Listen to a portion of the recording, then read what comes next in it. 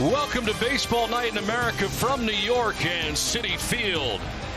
It's an NL East battle. It's the Philadelphia Phillies against the New York Mets. It's game 2 of their 3-game series.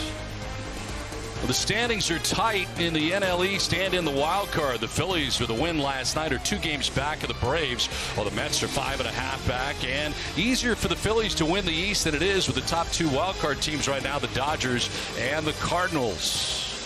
Welcome inside the broadcast booth, everybody. I'm Don Orsillo, along with the Hall of Famer John Smoltz. Also with us is Ken Rosenthal. Well, these Philadelphia Phillies are playing some very good baseball right now.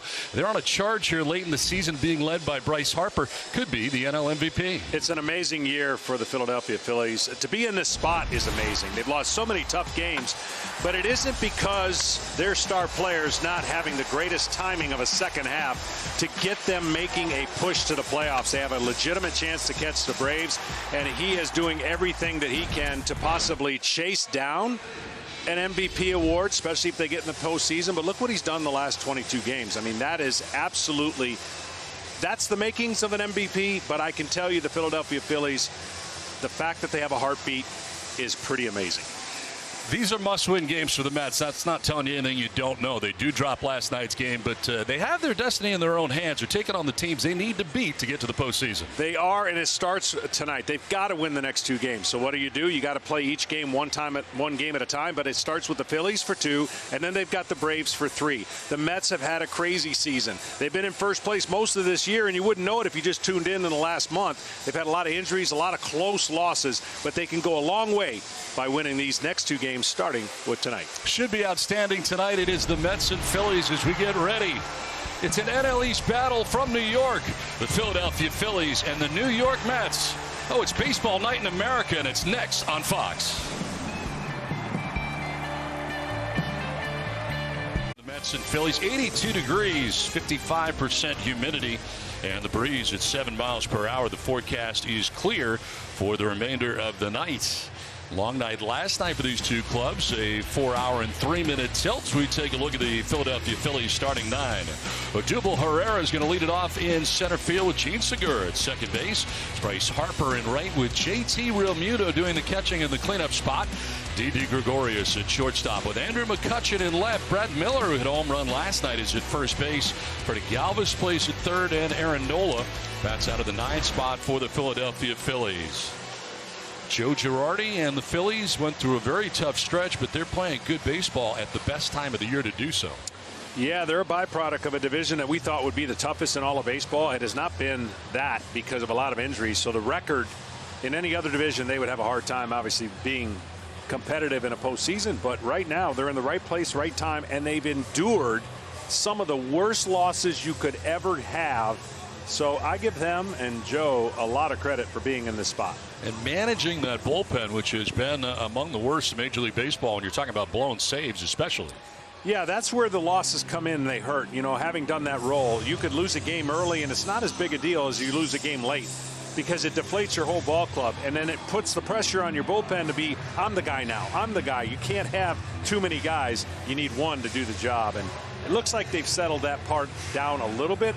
But again, to be in this position is incredible with a fighting chance to get to the postseason.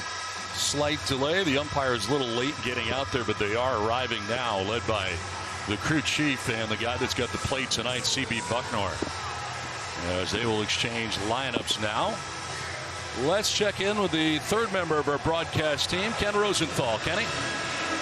Guys, Carlos Carrasco starting for the Mets tonight. Missed most of the season with a right hamstring tear. Has been better of late, particularly his last 2 starts, getting downward movement on that changeup. But something to watch. The first inning remains a problem for Carrasco. A 15 ERA in the first inning. And he's done something different of late, John, trying to snap out of this first inning doldrum. What he has done is thrown his bullpens and his warm-up sessions for games with someone standing in the batter's box. That's someone for the Mets, Ricky Bonas, the bullpen coach. What they're trying to do is create a visual to get Carrasco in attack mode. Well, he is headed onto the field, and So many times you've seen this over the years, John, different guys that try to find a way to start better and do all kinds of different things to try to do that. Throw longer in the bullpen, do what Ken said. As far as having a guy stand in, it's amazing to me. It really is, and it becomes more of a focus that's amplified the more people tell you about it, right? So you want to start off the game in a better fashion, and you're trying to find in your mind all the ways that you can do something different. And it just has to click with a pitcher when he gets to it. I remember my teammate Tom Glavine. That was the only time you could get him for a while, and then he figured out how to get that done. And starting the first inning like the ninth is possibly the best formula I've heard of. But what that tells you is that he's trying things warm-up wise, mentally and physically to figure this thing out. Hopefully tonight will be different. So far 1-2 with a 5.59 ERA in his 10th start as we check out the defense behind him. Let's go around the outfield. Jeff McNeil in left. It's Brandon Nimmo in center with Michael Conforto around in right. Third to first. Jonathan Villar has taken over the third base spot with up the middle strength from the Mets. Francisco Lindor at shortstop. Javier Baez moving over to the right side of the infield with Pete Alonso. And James McCann does the catching for Carlos Carrasco. You know, people suggest, well, just have somebody else start and bring him in the second inning. Well, that's still his first inning. Right? It's still the first inning. It's all the beginning for him. You know, the first inning, a lot of attention drawn to it. And as you mentioned, it really becomes a microscopic situation for a guy. And you know what's on his mind as he starts this game has to be, right? Well, yeah, especially how important this game. And this would be one of the favorite games for me to pitch, knowing your team needs a good start. The Mets have gotten off some bad starts lately that's kind of hampered their team, and they've come back and lost a couple close games, but they need a better starting staff this week and the next 12 games to give their offense, which has not been a problem, a better chance to be successful if they're going to chase down not only the Phillies, but then chase down the Braves. That was the case last night with the Phillies jumping out. The Mets came back, but came up short. And the Phillies take game one of this crucial weekend series from Citi Field. Here's Odubel Herrera. 256 with 13 homers and 50 runs batted in so far from the top spot in the Phillies order. He's been hitting around 300 for the last 38 games. First pitch of this one is going to miss downstairs for ball one.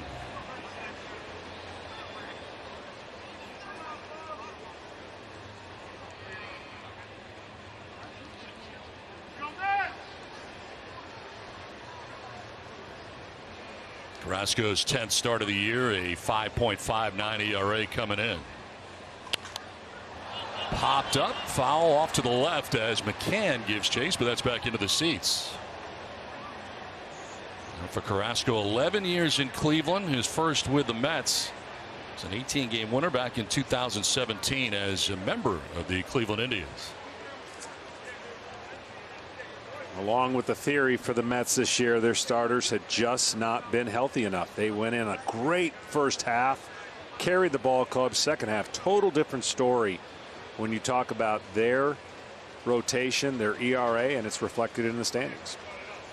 Ball and a strike here to Herrera. And that's strike two, grabs the outside corner. Got a call there at 95, and Herrera checking back with CB Bucknor. Part of the things with Carrasco, he has tremendous secondary stuff. He relies on that changeup and breaking balls, but the command of his fastball early in the first inning probably leading to most of his issues. On the ground, softly hit over his Alonso, covering his Carrasco, and he gets the foot down in time. I'll tell you what, seeing that live, I wouldn't be surprised if they're going to take a quick check and see if that's something they want to replay. Boy, did he get down the line fast. As a left-hander, you got an advantage, but as a changeup pitch and he hits it weak. This is the play you practice in spring training 1,000 times. He gets a good break and goes direct line, but slows down right there. And maybe just a fraction, he gets the foot on the inside part of the bag. No challenge coming from the Phillies, but boy, that was close. Oh, wow. I might have challenged that.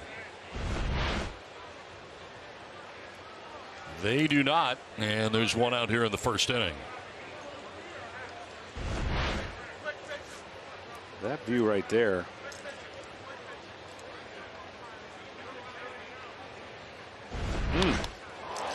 To deep left field off the bat of Gene Segura. It's back and it's gone. Gene Segura with his 13th home run of the year puts the Phillies on top 1-0. Jumping on that first pitch from Carrasco. And the Phillies strike first. And before I could say anything about the damage this young man has done on the first pitch, I want to say, checking my notes, about 518 on the first pitch when he has put it in play, and that's just a scouting report execution error.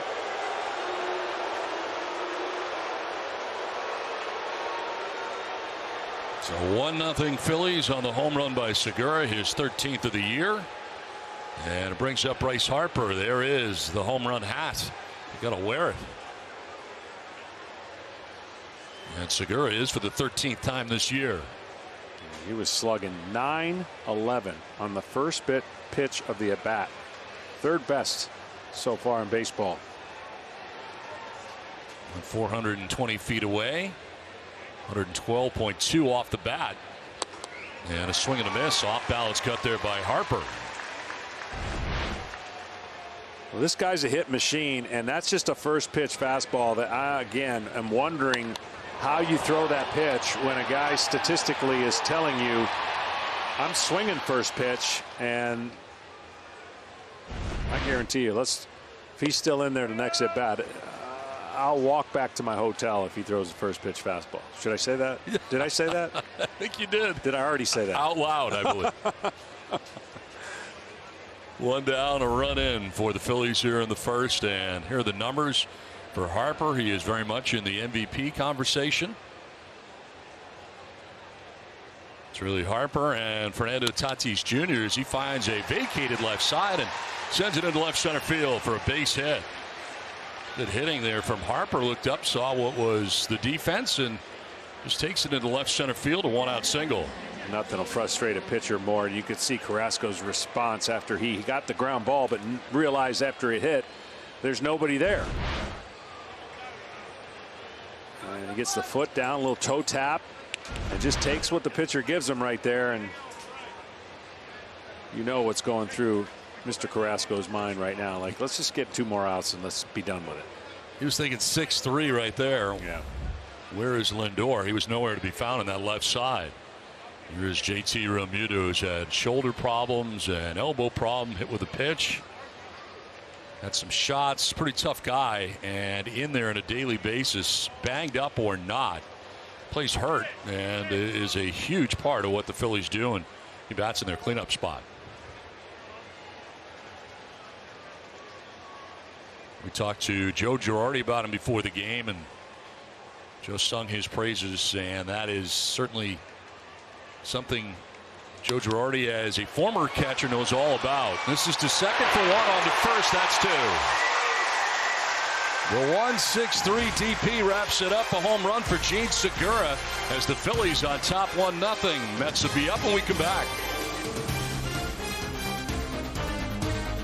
And Philadelphia on top 1-0 as we head to the last of the first from New York, and we check out the Mets starting 9.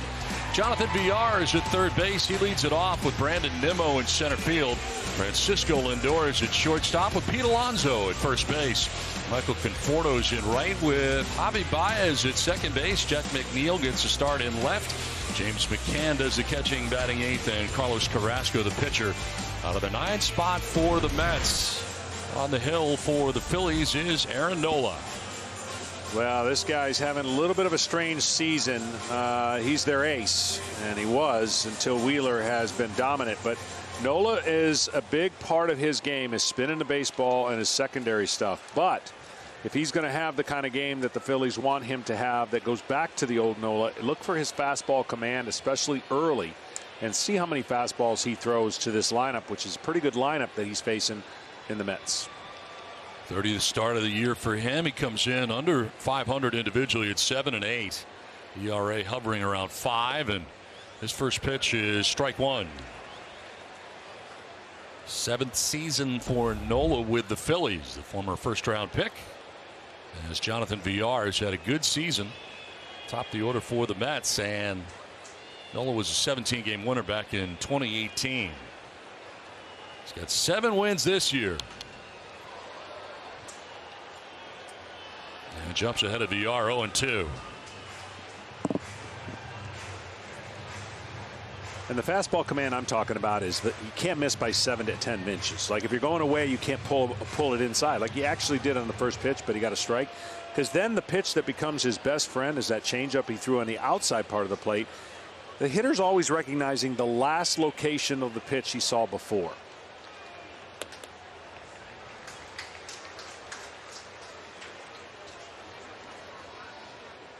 Villar with 23 hits since the end of August, tied for 9th most in the National League.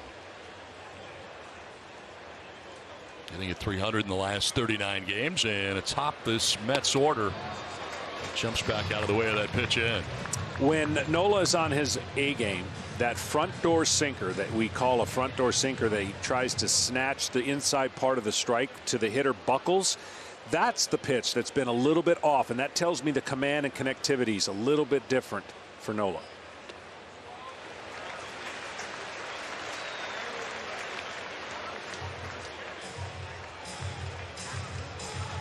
Nobody did it better than my former teammate in Greg Maddux, who used a fastball sinking action to look like 2-3 different pitches at times because his command was so good.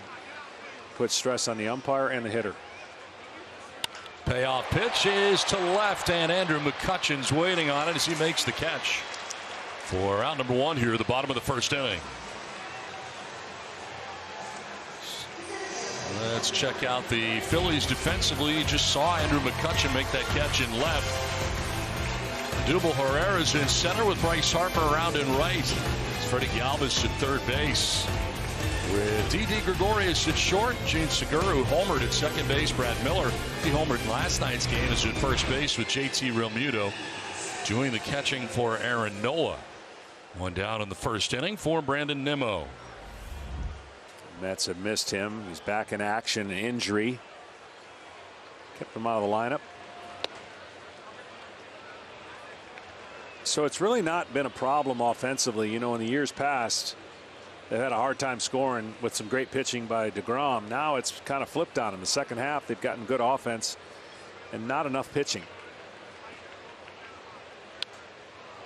It's been a very frustrating season for the Mets and part of so many close games. They're 15 and 17 in 1-run games, and as Luis Rojas told us before the game, it was a category they were very good at in the first half, not so much in the second half, and these games are all crucial. Yeah, they are, and there's some tough losses that, you know, you think about the top 3 teams in this division. They're the top 3 teams that have played in 1-run games, that being Atlanta, New York, and Philly.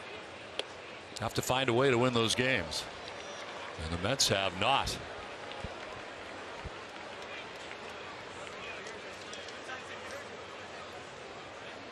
And we're getting clarification from CB Buckner, who has the plate tonight for the umpires.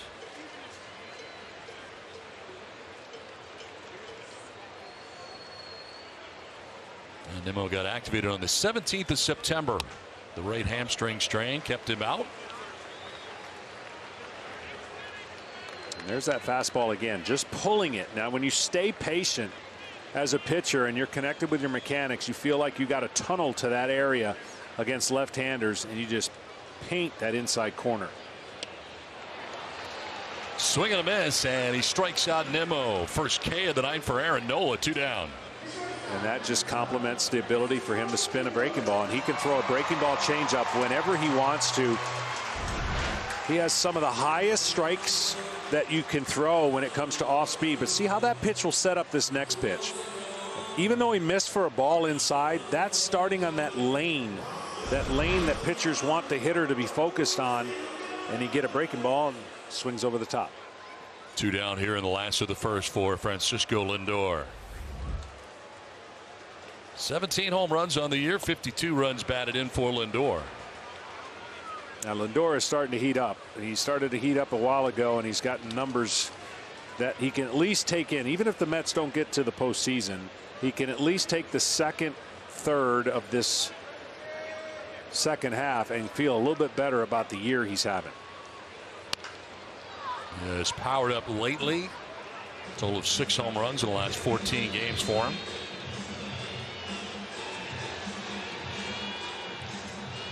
See, typically, you know, this is where pitching and philosophy and analytics have met the new generation of baseball, right? And I kind of get it, but the information they're feeding. Lindor is not a very good breaking ball, or has struggled against breaking balls against right-handers. So what's happened in the first inning? He's throwing them breaking balls. And the reason I would try to stay away from that as a pitcher, because I want those breaking balls to come later in the game. The more you see, the better it is for the hitter. And early on, you see a lot of pitchers show the offensive team everything they have right away. Well, that's part of the reasons why you're hearing pitchers don't go the third time through the lineup very well. They've showed them everything. You've seen it all by that point. And they're trying to max it out and get out and then let the next guy do their thing. That's kind of the style of baseball we have today. Evens up here at 2-2 to Lindor with 2 down. Well, it's pretty much 5 and fly for the most part for most guys today. It's just the way the game has gone. And that's why the typical Nola year would end up with well over 200 innings, and he's not going to reach that this year.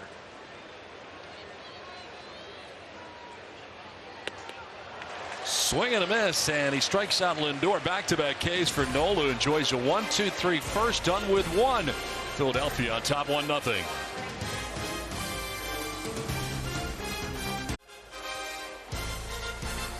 Tonight's telecast is sponsored by Geico. Save even more when you bundle home and car insurance. And by Applebee's. Applebee's Fancy Light Date Night Menu. Back in New York City, it is inning number 2 from Citi Field, and Didi Gregorius leads it off for the Phils. And takes a look at ball 1. Gregorius has been battling an elbow problem throughout the year. The numbers are down for Gregorius. 218, 11 homers, and 48 runs batted in. Thought about it, but it's called strike anyway. As going around, Roberto Ortiz said he went anyway. Gregorius, McCutchen, and Miller featured here in the second inning for Philadelphia. When Carrasco's through that first, he did allow a run, but had a big double play to get out of it, and any further trouble in that first inning. Yeah, mentally, it's just kind of hurdles you're trying to get over, and now you feel like, okay, I'm in the area where I've done fine, and second inning on, he's got an under 3 ERA. So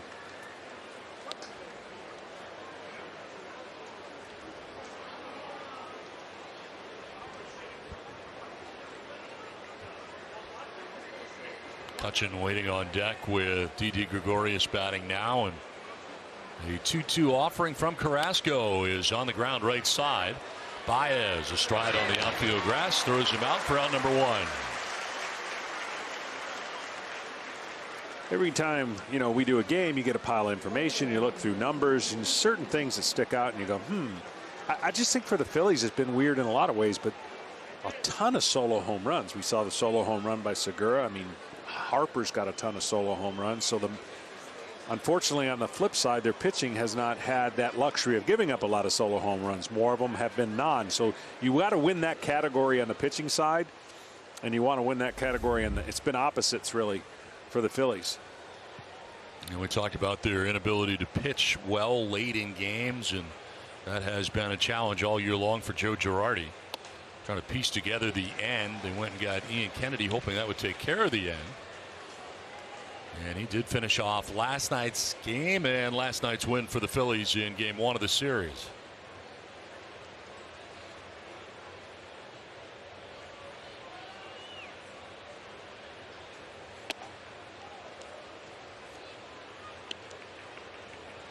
Andrew McCutchen with 24 home runs on the year.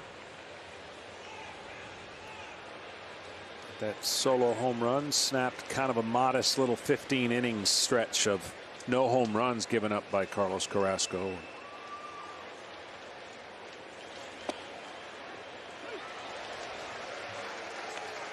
Wow. I mean, McCutchen's like, if that's a strike, I'm in big trouble.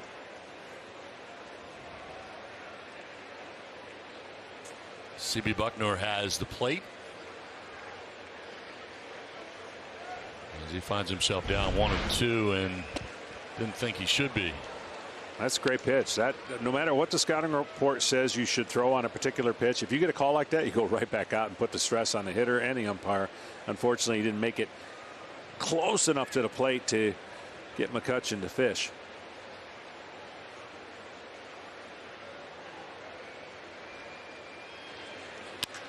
Sliced foul down the right field line. We'll do it again. 2-2. My number one rule to my catcher was, as soon as you know where we can gain inches off the plate, you let me know and we're going to change and go there. And then I want you sitting there until it changes, because I don't care what anyone says. Umpiring's tough, right?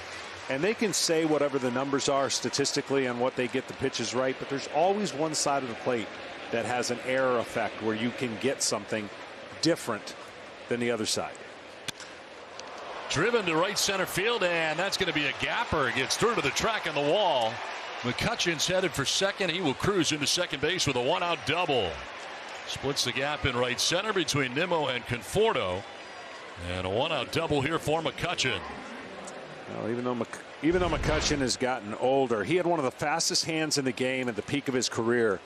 He may not have as fast as hands as he once did, but he can still handle the fastball. And he's been a big part of the Phillies when he's healthy. He's been dropped in the order, but still playing at a high level. And there's those hands. They used to be lightning quick. I've never seen anyone generate more bat speed than he did after his about second year in the big leagues. One out. McCutchen at second base now. The Phillies already on top 1-0. And here's Brad Miller. Miller has put together a pretty good season last night with a home run. In the 14 games he has homered, the Phillies are 13-1. One of the rare guys with no batting gloves. Takes a strike to even the count at 1-1.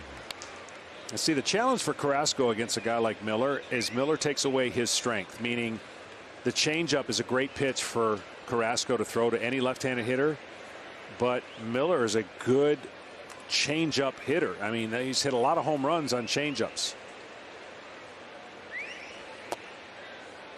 Takes strike two. Those 19 home runs are the most he's hit since his career high 30 home runs back in 2016 with Tampa Bay. And CB Bucknor just barking back into the Phillies dugout. He has heard enough from Joe Girardi and his club. Joe got thrown out yesterday, right? He did. Yeah, so he's probably not going to be too happy going into this game. Yeah, he was tossed on a check swing. Swing and a miss, and striking out is Brad Miller. That's first K of the night for Carrasco. 2 down here in the second inning. And another great pitch selection off of a low fastball that got called for a strike. He spins a breaking ball and starts at the same height. This ball will spin. I take that back. It looked like it was a changeup. So he did go to the changeup and started at the same height that he threw the fastball. That's the key. So 2 down. McCutchen at second base. That brings up Freddie Galvis, a veteran who played the bulk of his career at shortstop, has moved over to third base in his return to Philadelphia, where it all started for him in the big leagues.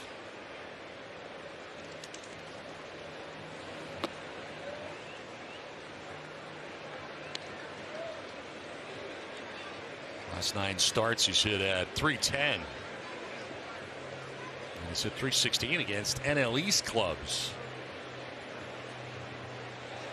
Acquired from the Baltimore Orioles at the trade deadline. He made 71 starts, and they were all at shortstop for the Orioles when he was an Oriole. Well, this is still the hardest position in the National League to hit. This is the 8th hitter with the pitcher on deck, man on second, 2 outs. The 8th hitter is trying to figure out, I don't think I'm going to get a pitch to hit. Do I stay aggressive? And then the pitcher realizes that the pitcher's on deck, so I don't have to throw many strikes. In the National League, you can get out of these situations.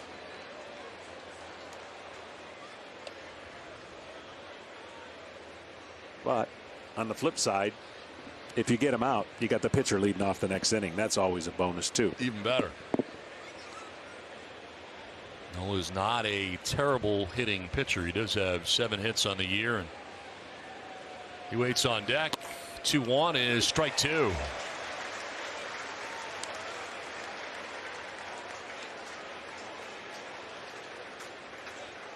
Started him with a breaking ball. I would think he wants to finish him with a breaking ball. He threw him a changeup there with 2 strikes. Let's see if he does spin a breaking ball over the middle of the plate to get to the back foot.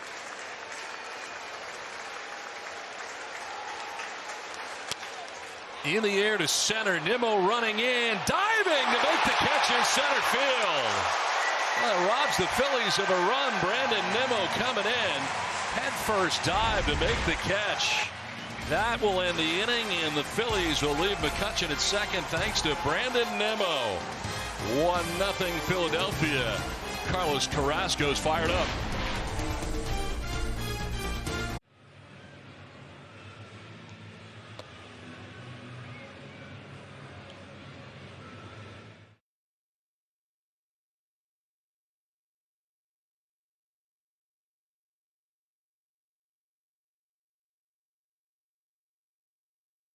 As we move to the bottom of the second back at Citi Field, the Fox Bet Super 6 app is giving you a chance to win Big Papi's money during the Phillies versus Mets game.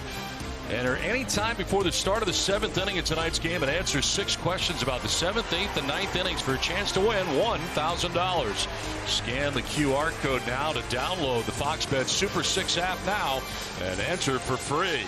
Look at all that cash Big Papi's wheeling around. Get some. He's willing to give it away. Yeah, got to get some. Speaking of getting some, Mr. Alonso is having a bounce back year. 33 home runs, good low ball hitter. There's really 2 spots you try to get him out: lower than low, higher than high. Anything in that box that you're watching, that strike zone, especially low and non fastballs, he has crushed. How do you explain some of the years that some superstars had last year in the limited 60-game schedule? Totally out of character in their rhythm and structure. Just gets them out of what we're all creatures of habits. Some literally have to have everything work a certain way. They've gotten used to it. And last year was that perfect storm where they wanted to play, but they were taking away so many of their things that they got used to. And I think mentally it definitely messed with some guys. And this year, most of them have returned to normal.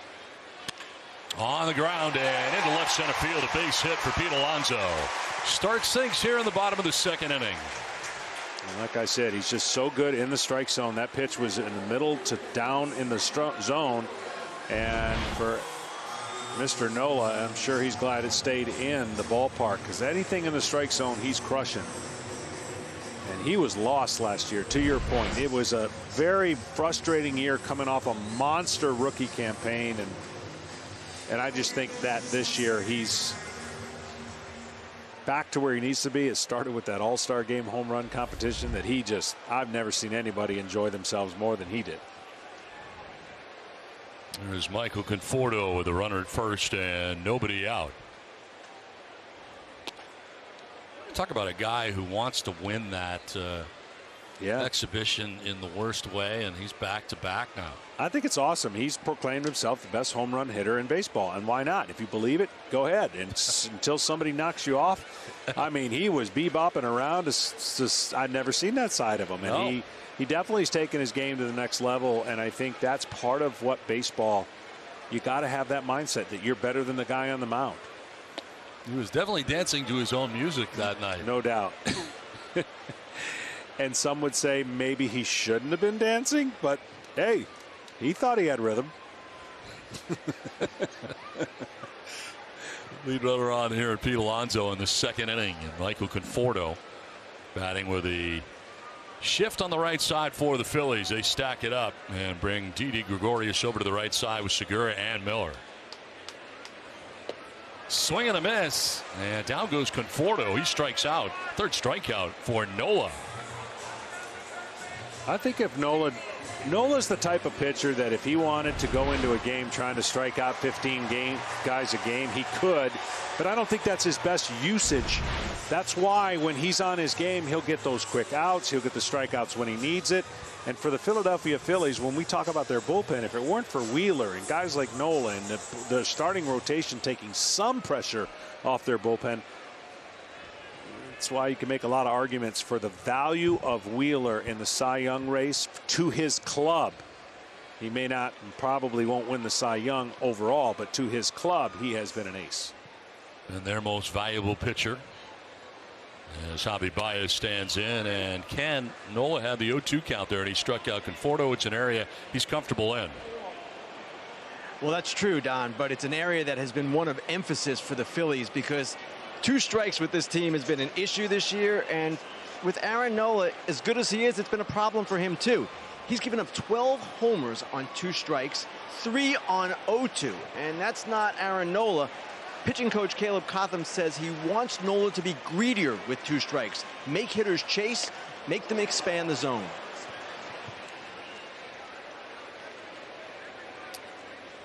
Yeah, and I think as pitchers, we're always instructed, right? We're told 0-2, don't give up 0-2 hits, don't give up 2-strike hits. And you can get so hyper-focused on it that you actually work your way into making worse pitches than actually executing. Like right now, he's got bias, has no chance if he executes his next pitch. He just threw two pitches by him. He can bounce it. He can throw it higher than high. But that pitch right there was a non-competitive pitch to a guy who loves to swing. Now, Baez has changed some of his approach since he's got here, but you're still talking about a guy that strikes out over 33% of the time that he comes to the plate. Had some back spasms that landed him on the 10-day IL earlier. Swing and a miss, and back-to-back strikeouts here for Nola. 4 in all for Aaron Nola. 2 down here in the second inning. He's got a very kind of loosey-goosey type delivery. He comes down 3/4 and the ball kind of pops out of his hand. He's got a bunch of legs and elbows, and when he spins his breaking ball and throws his changeup, the fastball looks like it's 98. He is proof of what I've been trying to say, that you don't have to max effort every pitch, right? He's a pitcher. He's lost his way a little bit with his command. It's kind of shown up in his year.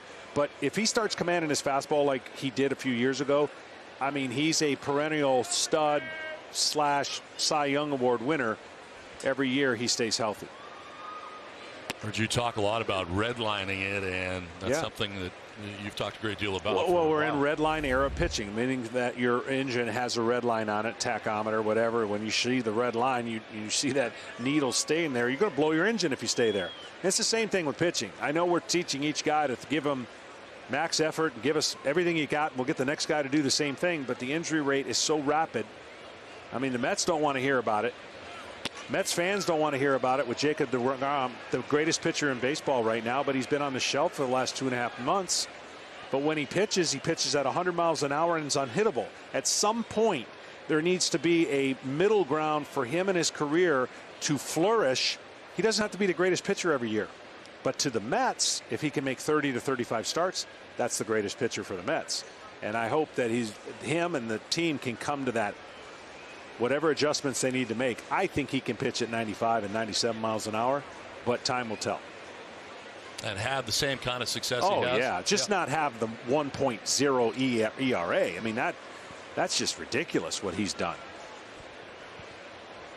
Alonso at first, and an 0-2 will miss for ball 1. 1-2 to Jeff McNeil, who bats with 2 outs, and Pete Alonso at first base. I'll say this, and I shouldn't say this without having the numbers to back it up, but there's a sense in me that I've been watching this game that in the 7-inning doubleheaders, it seems like the pitchers are going farther in those games than they're going in a 9-inning game. That's bizarre. And I thought it would have been the opposite. Yep. But they smell it in a 7-inning game. No, they don't have to go 9. And maybe the numbers don't show it, but it senses to me that they're doing a lot of 6 innings. Is it all mental? Yeah, I believe there's a part of that.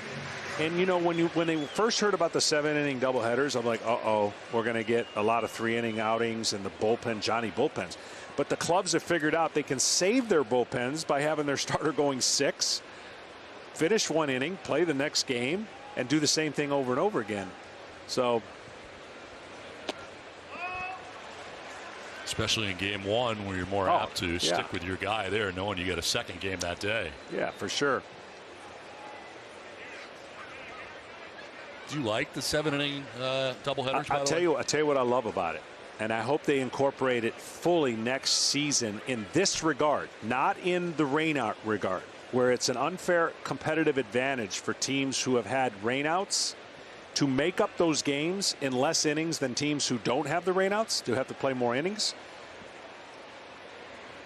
I would be in favor of every Sunday or twice a month Sundays for every club having a 7-inning doubleheader.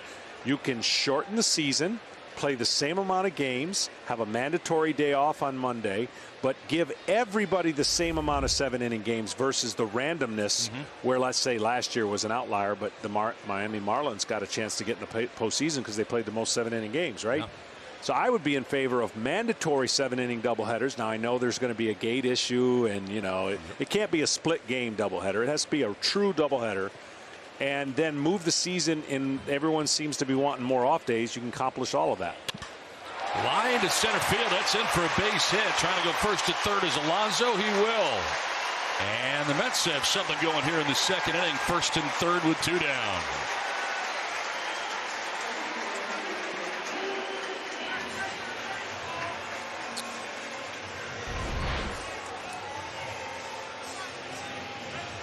Well, McNeil, I consider one of those guys that hunts.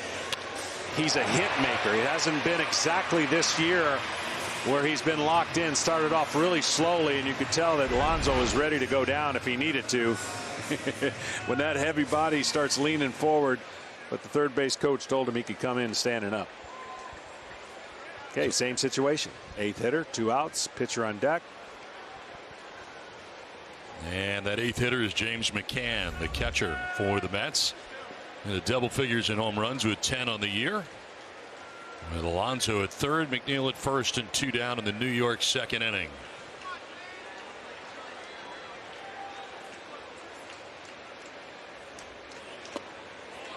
Ball 1.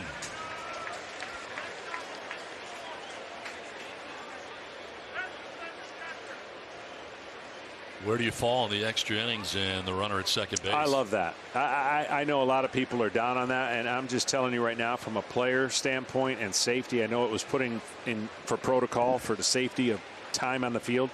I just don't think there's any value in an 18-inning game. In the style of game that we have today, it's either strikeout, homer, or walk.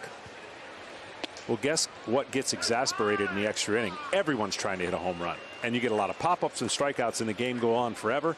And I'll tell you, from a player standpoint, usually the guy that suffers the most is that reliever that you ask to bow his neck and pitch 5 innings, and what happens the next day, he gets sent down. You know, you don't reward anybody for doing their job. You actually demote them so that you can bring up a fresh arm. So I'm a big fan of that because it creates action. I think the longest game might be 16 innings this year. It might have been the Dodgers and Padres, right? It was. And so that if that's your longest game, and we've got a bevy of those games to pull from, then it's working. And it's creating action, and team's ability to score is a lot easier than if. And I know, I mean, I get it. The historians and the people who love the game, I know it changes things, but with a game time that is already creeping in the 3.5 hours, it just doesn't do you any more favors by the stadium being empty and an 18th inning game. And runner goes at first. The 1-2 is fouled back to the screen. So McNeil is getting to start at first base. Going to come on back with a count of 1-2 to McCann.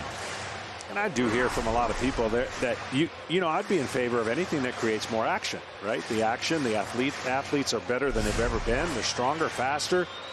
So whatever motivates that to happen. You know, I know a lot of people talk about the pitch clock coming. I think that's coming. Just to get the game at a faster pace, because there's so much information. Think about what these players are doing. They're trying to slow the game down because they have so much information. The hitter doesn't want the pitcher to speed up. So even though we talk about the pitcher's job is to deliver a pitch in a faster fashion, it's the hitter that's going to have more of an issue with it than the pitcher does. Doesn't have time to think. Right. Over to first base, and back is McNeil. I wonder if they did put the pitch clock in, how many pitchers would have trouble with it. I think it'd be a small percentage. You have less than 2% of pitchers that have a very meticulous way of doing things. And then, of course, with 2 strikes and runners out, the pitcher clock kind of goes away anyways. This one is fouled back, and we'll do it again, 1-2.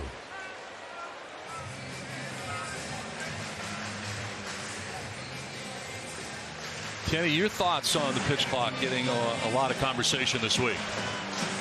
Well, Jason Stark of The Athletic wrote an article this week, and he analyzed what is going on in the Low A West League, where they have a 15-second pitch clock, and the time of game there has reduced by 21 minutes. 21 shows you what a pitch clock can do. Maybe it won't be 15 seconds, but baseball is looking hard at it. That's significant. The game last night here at Citi Field, it was a 5-4 game that took 4 hours and 3 minutes to complete. Yeah, I think the information up here, though, is so far greater. And there's so much more to do up here than in single A. I would like to hear those. I would like to see the AAA numbers where it's just closer. If that was significant, then I would say, okay, great, if we can shave off some of those minutes. But the whole idea is to start in the minor leagues to teach everybody how to go a little bit quicker about their business, and then it's not such a big drastic change when they get up here. First and third, a 1-2 pitch is popped up, foul off the right side as Realmuto and Miller both give it a look, but it's back in behind the Mets dugout.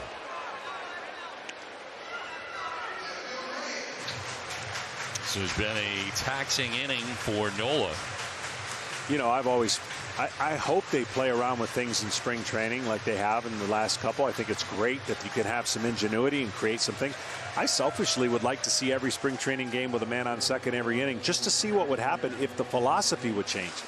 If not, if everyone's still trying to, shoot for the moon and not move anybody over, maybe not. But I would be interested to see if they started with, just to see what could happen when you got a little more action out there versus, I know it would never come into play. I'm not advocating every inning starting with a man on second, but you got to start with the philosophy of things before you can.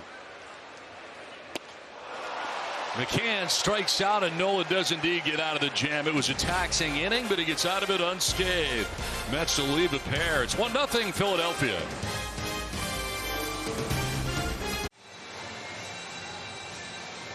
One nothing Phillies on top of the Mets as we head into the third inning back at Citi Field. I want to remind you to listen to MLB's podcast to hear the latest analysis from insiders across the league and exclusive in-depth interviews with baseball's biggest stars. Subscribe now at MLB.com/podcasts.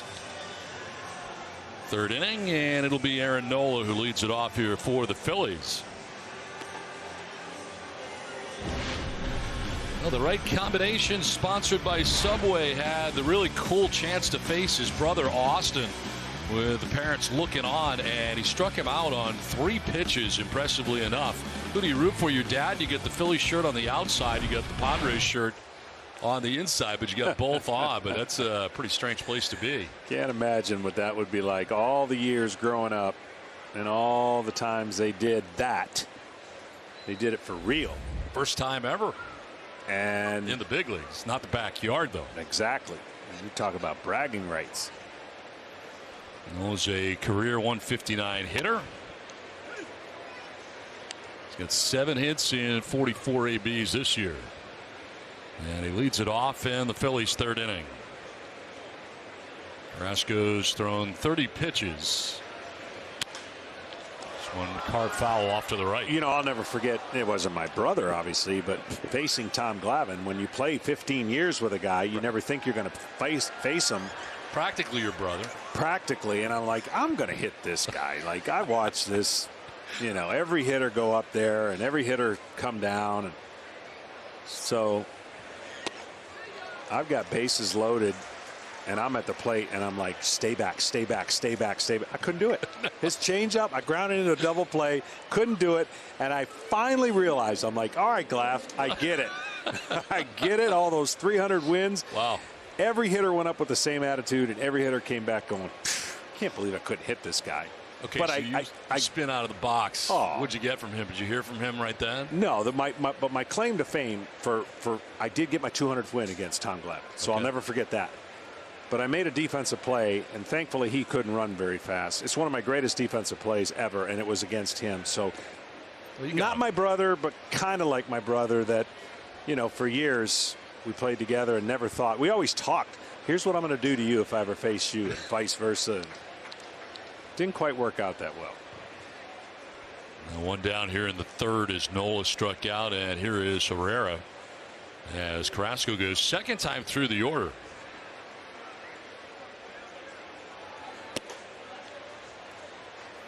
Making an interesting point earlier about why so few pitchers now go third time through, because they featured all their stuff the first two times through, and guys have seen it all by this point. I mean, what kind of approach would you have taken in this instance? I mean, I know you were talking earlier before the game. We were talking about a couple different instances where you do nothing but sliders for first time through. Yeah, you've got to change your, like, I'm amazed that there's reports on hitters that always take the first pitch. I'd say to a hitter, why don't you change the scouting report? If everyone's giving you a free pitch, but they stuck to their game plan. The one thing that, again, teaching pitching or learning pitching like we had to is you're facing guys 3 and 4 times. You can't, unless they have such a big hole and they don't change, you have to keep something in case you face them in a crucial situation. The end of the shift on the right side. Baez from the backhand gets it there in time. Nice play by Javi Baez, who has spent the bulk of his career on the other side of the infield. Not here at Citi Field and with the Mets, and a good backhanded play against the grain. That was a great play, and this guy has been known, even when he's struggling at the plate, he never struggles there. A magician in every sense of the word. When he's in the field, he's impacting the game. But to kind of finish that up, it's like now there's one style of hitting, one style of pitching. So pitchers are on. They don't have to deviate or change because the hitters aren't changing. So it's this tug of war that, you know, you go in with your best stuff and then you let the rest of the guys come in with their best stuff.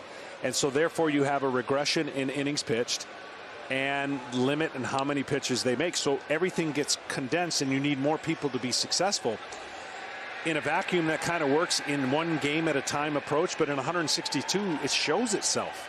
You know, the asset of a team and the teams that win championships, they rely on their horses. Very few times will you win a World Series without your starting staff doing their job. Very few.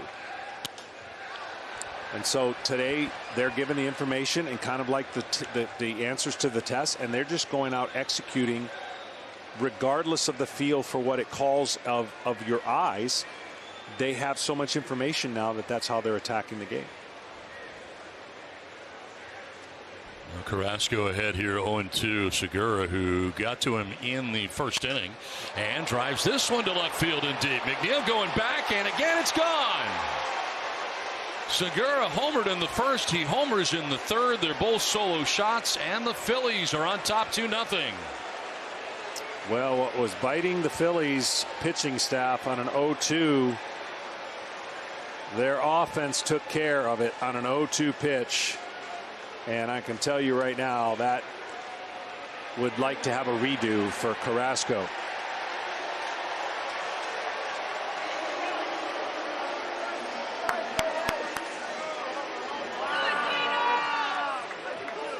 Two hats are going on. 2 home runs for Gene Segura. 13 and 14 of the year. That was more of a line drive home run. Puts the Phillies on top 2-0 with 2 outs here in the third inning, and Bryce Harper standing in.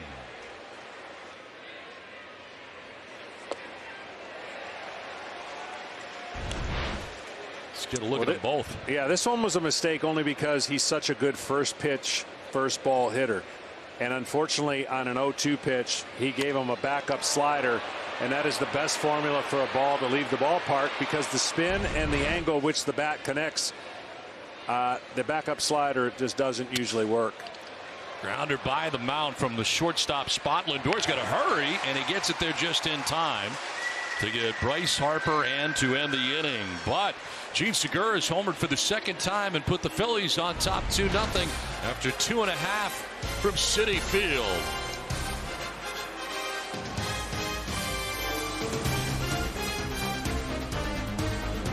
Have the lead over the Mets as we go to the bottom of the third, thanks to that guy with 2 home runs. Well, MLB celebrating Hispanic Heritage Month by recognizing the contributions made to our game by the Latino baseball community, past and present. Follow at Les Mayores and at MLB and visit losmayores.com for full coverage. That is in there for strike one to Carrasco. Leads it off. 0 for 11 at the plate this year, batting out of the 9 spot. CVR and Nimmo after Carrasco. Strike 2.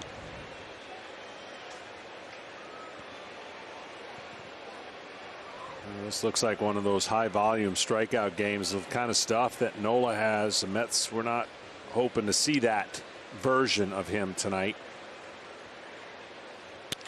On the ground, solid contact on a hop to short, and Gregorius throws out Carrasco. 1 down in the 3rd inning. Yeah, 5 strikeouts for Aaron Nola through the first 2 1/3 innings. Second time through this Mets order for Nola, starting with Jonathan Villar.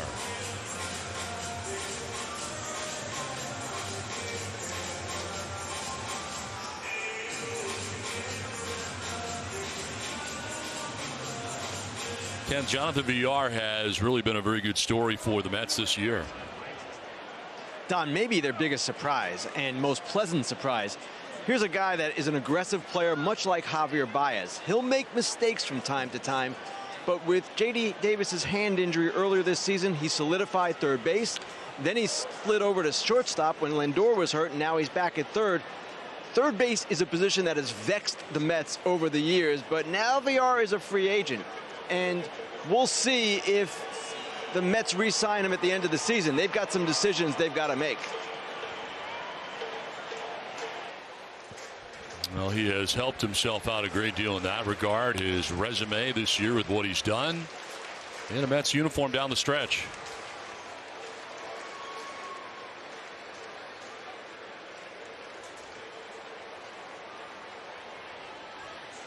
Villar bats with 1 out and the base is empty.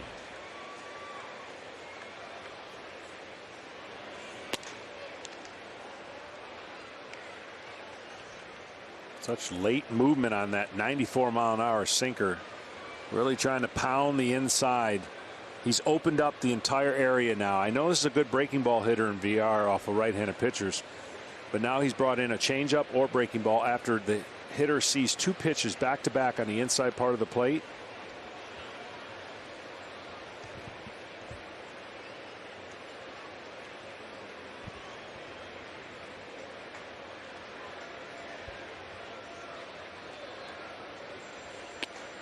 Jumping back out of the way, ball 2, 2-2.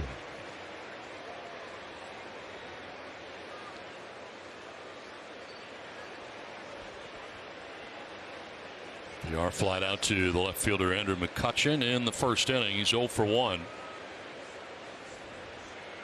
5 strikeouts so far for Nola. There's a 2-2 pitch. Full count now. Nola has not walked anybody through his first 2 1/3 innings of work.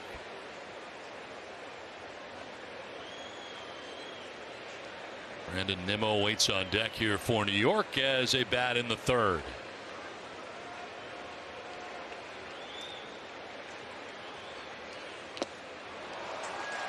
Struck him out, foul tipped into the catcher's mitt. That's 6 strikeouts for Nola, 2 down.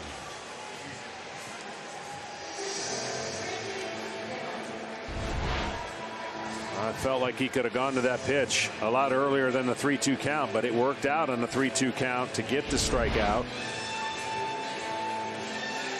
Missed 3 pitches in a row inside on the fastball, but then spun the breaking ball and got the K. 2 down in the 3rd, and here is Brandon Nimmo. Look at the line for Nola through 2 2/3, 6 strikeouts. It's the 2 hits and no walks. There's a grounder foul outside of first.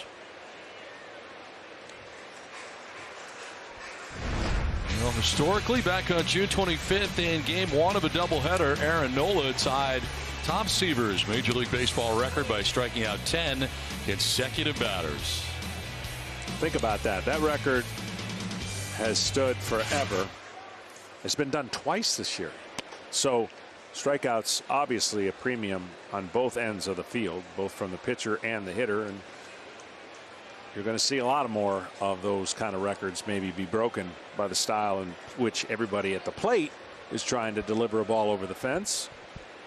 Brings in a little bit more swing and miss. Well, he's jumped ahead here of Nimmo 0-2. Struck out Nimmo in the first inning. And everybody trying to launch. Yeah.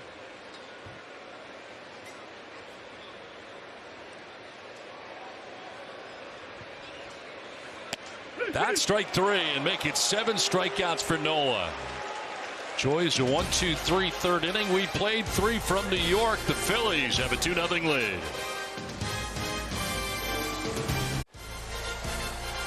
Tonight's telecast is sponsored by Verizon 5G built right and by the Eat Fresh Refresh at Subway.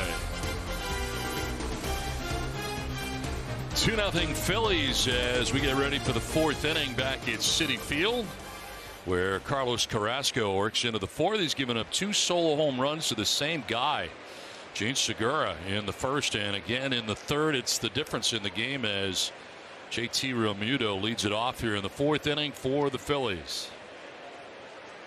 Bounced into a 1-6-3 DP back in the 1st inning. Well, Carrasco doesn't get many balls put in play, it seems like, when his secondary stuff is really good, and he's already shown that that's another backup slider. He's got to get that to turn the corner if he's going to keep his team in the game. Grounds it to short, and Lindor for out number 1 of the 4th inning.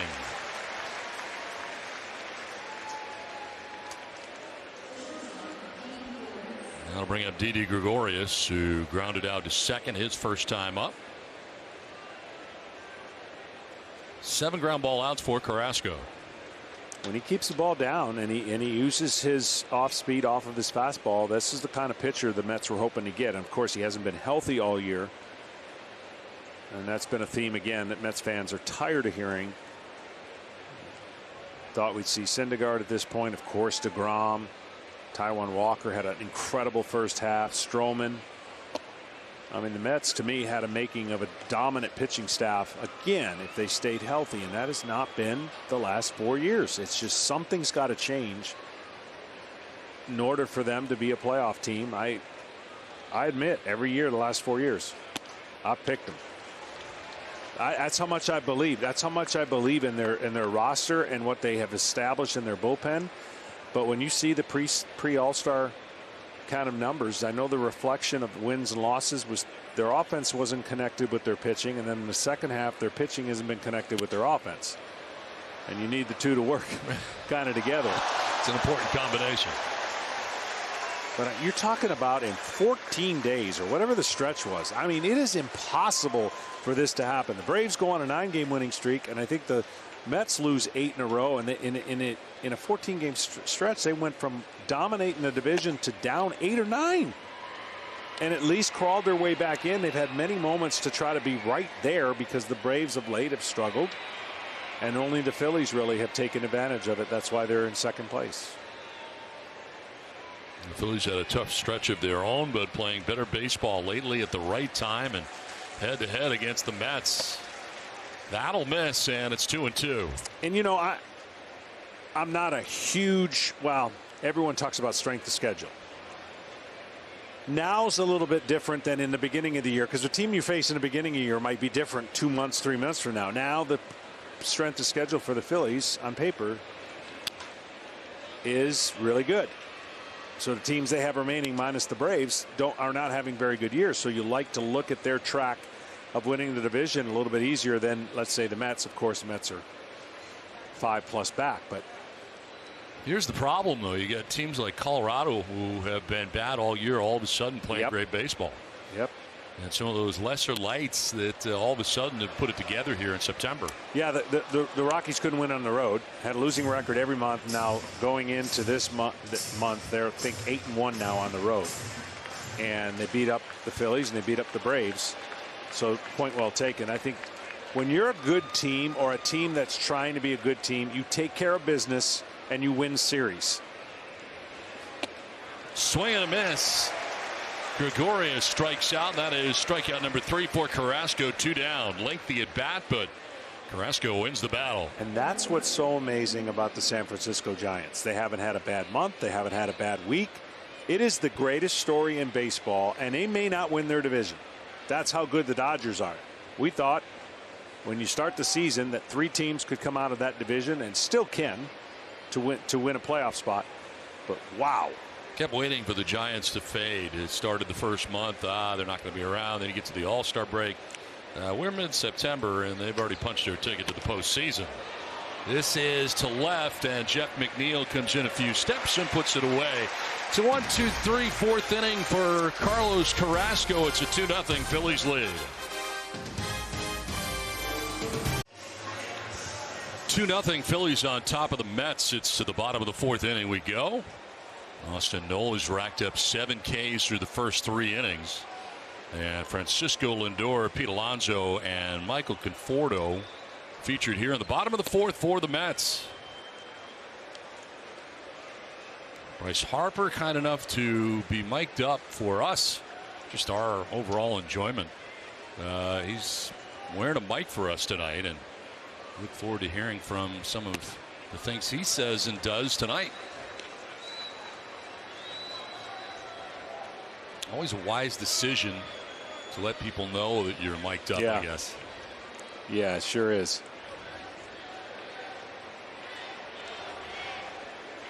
We can't talk to him and he can't hear us, which is probably for the best. 2-0. In the air to shallow center field. Herrera makes his way in and under to make the catch for out number 1 at the bottom of the fourth inning. Let's check in with Bryce Harper. Yeah, I'm mic'd up, just letting you know. Okay. Yeah. I got it. Yeah, I was going heater, full bore. I don't want to miss it. It just went down and away. Like the changeup was just like, you know what I'm saying?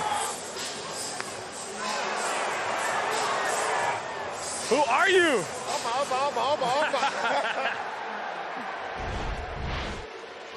I love the sharing of information with other hitters. I'm sure as a former pitcher you don't love it, but I think it's cool. Yeah, you got to do it. Absolutely.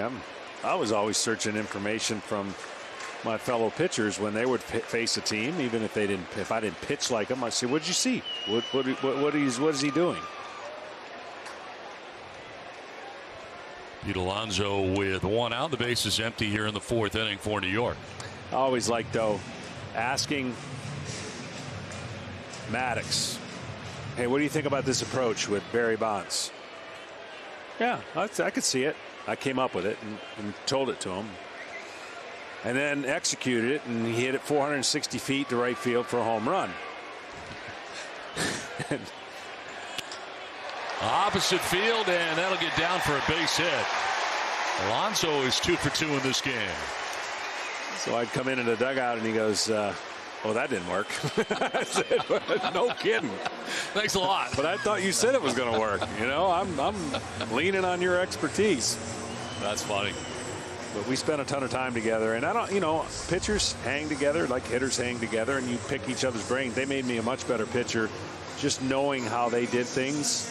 Yeah. Even though we didn't pitch alike. I mean, not even close, but the art of pitching and the ability to entertain, you know, suggestions. And Greg was a little off the radar, I got to be honest. He had a beat to his own drum, and it sure did work.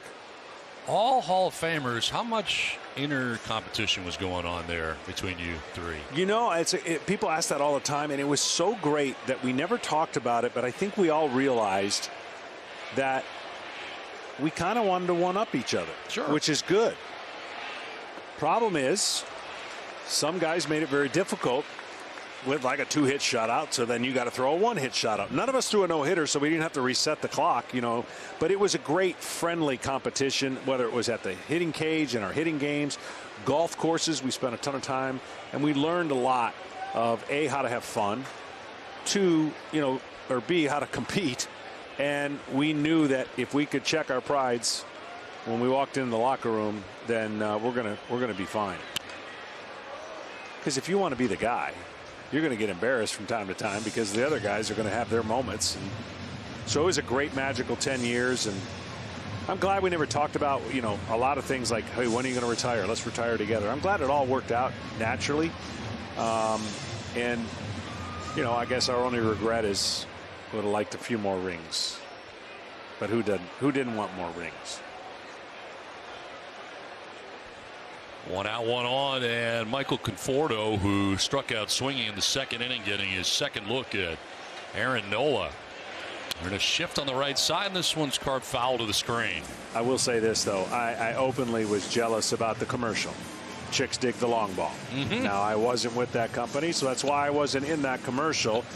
And those guys hadn't hit a home run yet when they did that commercial, and I had.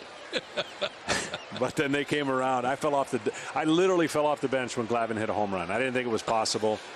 Maddox did get 5, but their acting skills, I got to give them a lot of credit. It was well done. Strike 3 call, and Conforto goes to his knees on that one. Does not agree with C.B. Bucknor. He'll take with him the 8th strikeout for Nola. Second time Conforto's down by way of the K.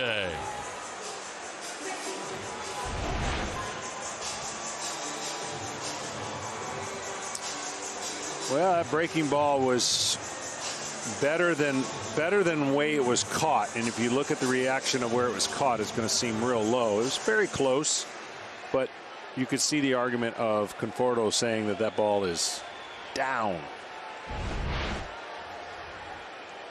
2 down in the 4th inning with Alonso at first base, and it brings up Javi Baez. Conforto feeling wronged.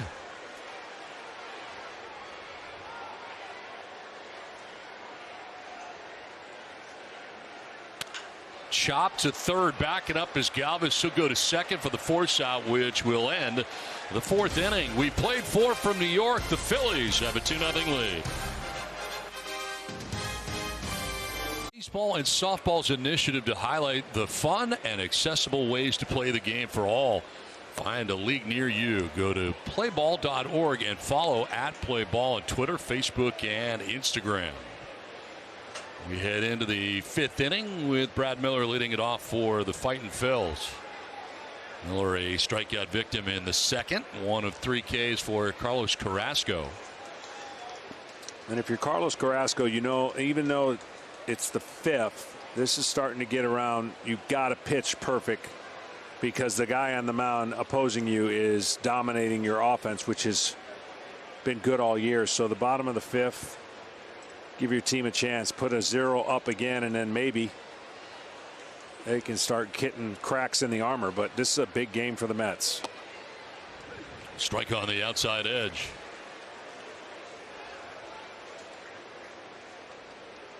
Four in a row retired by Carrasco. Next pitch will be the 55th of his outing. We talked to their manager Luis Rojas, and it's human nature to think that the letdown happened after the big weekend with the Yankees. And I did the 9/11 game, and there's never been another atmosphere short of a World Series game that I've seen that it created such, for obvious reasons, the date and what happened in the country, but an unbelievable comeback victory. And then they did it again the next day, and you thought, okay, here they go. And not that the crowd or the lack of crowd or the next teams. The center, and Nimmo is there for out number 1. But this has been kind of the way the season has gone for the Mets. Just when you think, okay, here we go. They've had a couple letdown victories get away from them, letdown losses, I should say, and now they find themselves in a position to play perfect, and they really have to do that starting with tonight's game. I think you can make the argument they lose tonight and you start playing that mathematical elimination type game, and that's a tough spot for them to be in. That's why winning tonight would go a long way to helping their chances. One out in the fifth, and Freddie Galvis swings over the top of that for strike one. Here are the very latest situations. First in the NL East, the Phillies 2 games back of the Braves, and Mets 5.5 back. And in the wild card, the Phillies are 2.5 back, and the Mets are 6. And you can make the argument they win these 2 games. They're now a game and a half behind the second place team. Phillies got to play the Braves, and the Mets got to play the Braves. When you start as a baseball team, start leaving spring training, all you want is a chance with the last 10 games to have a chance to control your destiny. You don't want to have to rely on everybody else and complain why this guy's sitting and that guy's not playing. If you have the teams in front of you, even if it means sweeping, it's all you can ask for.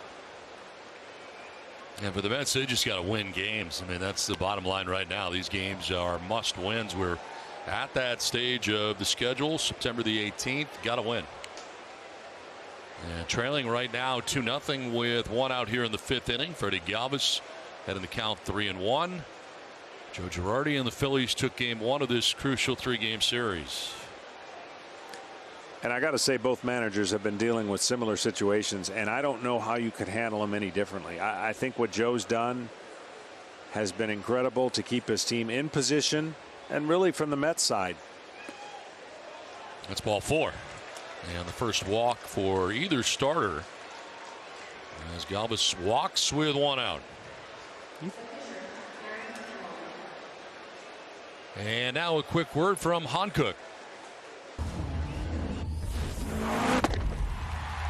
Never halfway. Hankook Tire. You think about some of the off the field distractions the Mets have had to deal with, and they were in first place a lot through a lot of it. And then, by the way, I'm just here to say to all the Mets fans who may be listening, you're going to love Francisco Lindor. This year is not an indicator of what the next 9 or 10 is going to be. This is just a transition of Cleveland to New York, and he got off to a bad start, and there's been some mistakes made. And I will tell you, it'll absolutely change for this ball club. And they made all the changes in the offseason, I thought, going into this season, that were going to be good enough for them to be a division winner. It just didn't work out to this point. They covered every area. They made moves, I thought, as good as anybody did in the offseason to prepare this team and this fan base for a championship run. It has been disappointing, to say the least. It was a bunt bid and didn't get it, as Nola bats for the second time in this game, trying to move that runner in Galvis along.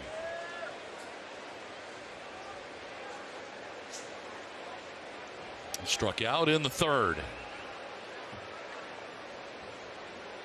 And I know we talked about this off the air, but you can't underscore the unfortunate injury of DeGrom. If he's healthy, those are 4 less losses that they have, maybe more. I mean, he was automatic win when he pitched. And you know he's not going to win every game, but at a high rate, 80% of his starts, he gave his team a great chance to win. And so he's been gone for almost 2 months.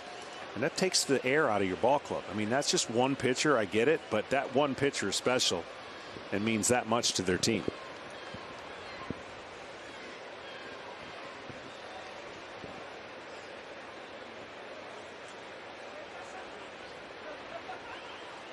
Nolo scoring again, and he'll pull it back and take a ball downstairs.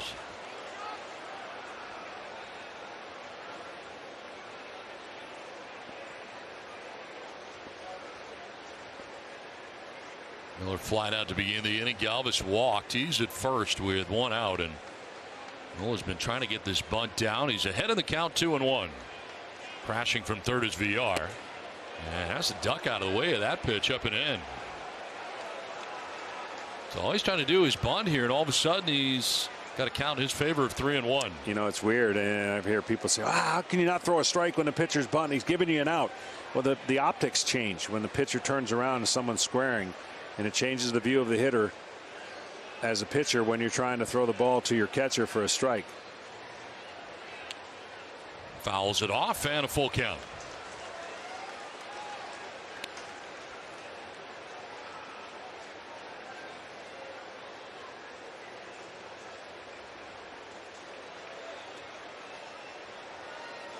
Now, it'll be very interesting to see what direction the Mets go in if they do not make the postseason, and what happens here, who gets hired as president of baseball operations, and so much talk about that. There's a bunt bid, and that is strike 3. And the 4th strikeout for Carrasco, 2 down. Kenny, the Mets have a lot of work to do here in this offseason coming up. They sure do, Don, and they're going to hire a president of baseball operations. It's something they wanted to do last offseason, never happened. Some of the names in play, you've heard them. Theo Epstein, certainly one. David Stearns, if the Brewers will let him out of his contract. I wrote yesterday about the possibility of a package deal. Billy Beane and Bob Melvin from the A's. Luis Rojas, as John said, has done in many ways a commendable job, but he's under a new owner and soon a new baseball operations president, and it stands to reason that they could make a change. And then they have a lot of free agents to deal with. Stroman, Baez, Conforto, Villar. This is going to be a team that is very, very active and busy this winter. Your piece really piqued my interest, and I hadn't thought of it before, mentioning stability and the lack thereof for the Mets for so many years, from the GM to the manager, bringing 2 together. I never thought of that. Well, it's not typical, Don, that happens, but at the same time, in this case, in Oakland's situation, let's face it, they've had a lot of years now, low payrolls, trying to fight uphill. And Billy Beane's done a lot in his career. He's 59 years old. Maybe he'd be open now to a fresh challenge. Bob Melvin, 3-time manager of the year. He was a finalist here at one point. And I'm sure he would like as well the possibility to go to a place where there are big resources and a chance to really win. A liner into center field for Herrera as Galvis will take second, and it's 2 on with 2 down.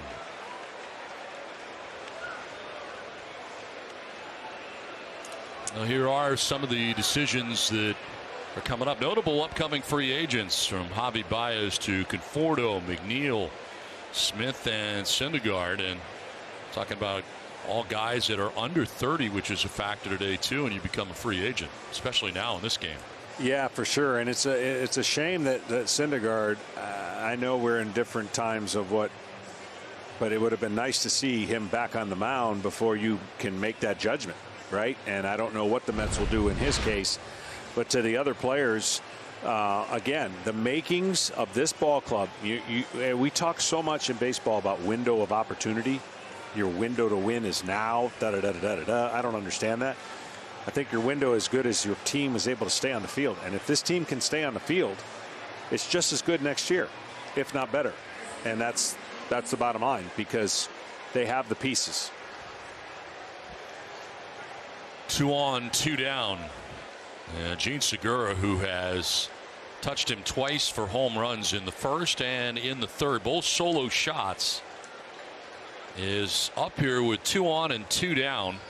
This will be pitch 70 for Carrasco. He'll be very careful in dealing with him this time. They say that, and he challenges him with a 94-mile-an-hour fastball right down the middle. Yeah, I'm a little surprised nobody's up in the pen. I think, you know, it's a tough way to manage, but you don't have much room for error if you're the Mets. And these kind of games, you can't let get away from you. It's a winnable game. It's 2-0. Here's a drive down the left field line. On the run is McNeil. He'll get there to make the running catch. It ends the inning. Hung up long enough for McNeil to run it down. The Phillies will strand a pair. We're halfway through. 2-0 Phillies. Tomorrow, George Kittle leads the Niners against the Eagles, where Matt Ryan and the Falcons take on Tom Brady and the defending champion Bucks. Check local listings for the game in your area, only on Fox and the Fox Sports app. It's an NFL Sunday tomorrow. It's baseball night in America tonight, and the Phillies have a 2-0 lead as we venture into the bottom of the 5th inning. It's the bottom third of the Mets order, with McNeil, McCann, and the pitcher spot, as McNeil singled to center field in the second and grounds one right side to Segura. Here in the 5th inning, that's out number 1.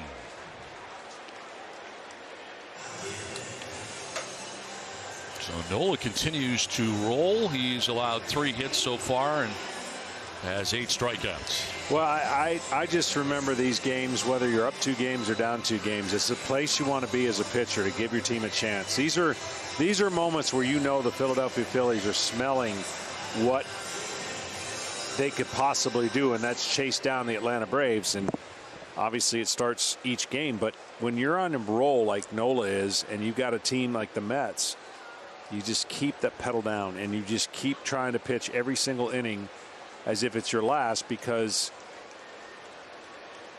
you scoreboard watch later. You take care of your business, and then Braves on the West Coast playing the Giants. 1 out, and it's strike 1 to James McCann, who struck out swinging in the 2nd inning. One of the 8 Ks for Nola, who is about to throw his 65th pitch of his outing.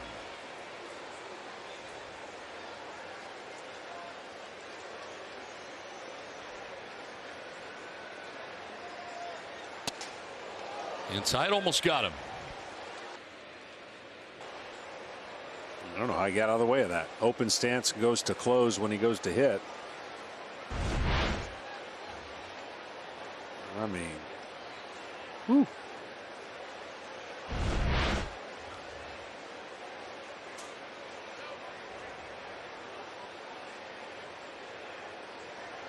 Center fielder Herrera well over into right center. Huge gap in left center for McCann right now.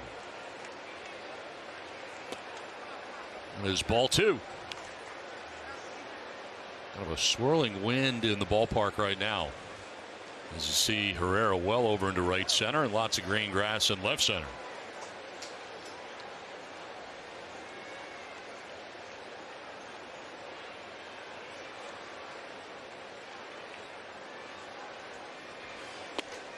Strike 2. McCann also a strikeout victim in the 2nd inning. He is not alone in that category in this game.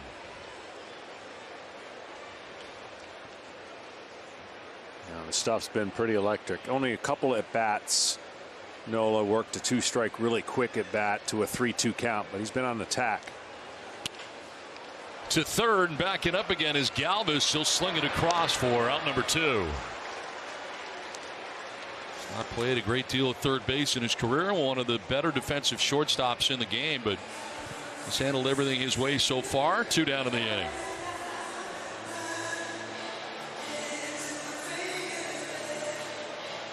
Here comes Carrasco to hit for himself, his 2nd AB of this game, and grounded out to shortstop first time up. Here he is in the 5th.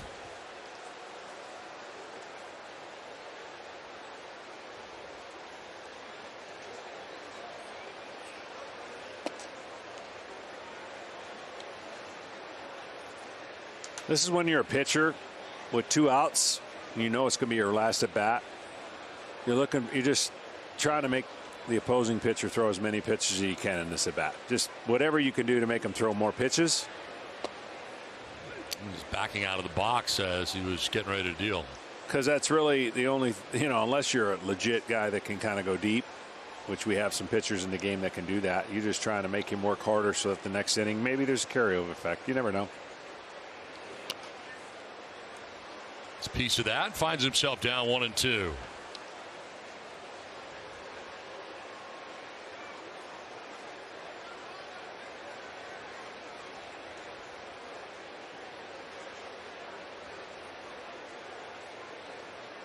Nola has been in no rush, and now Carrasco is going to take a little stroll too, and not sure if they got a piece of Realmuto or not, but it appears CB Buckner's giving him some extra time. A little professional courtesy.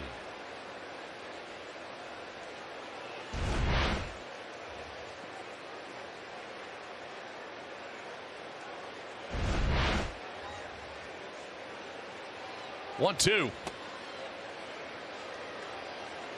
Realmuto tried to bring it back up into the strike zone. It evens at 2-2.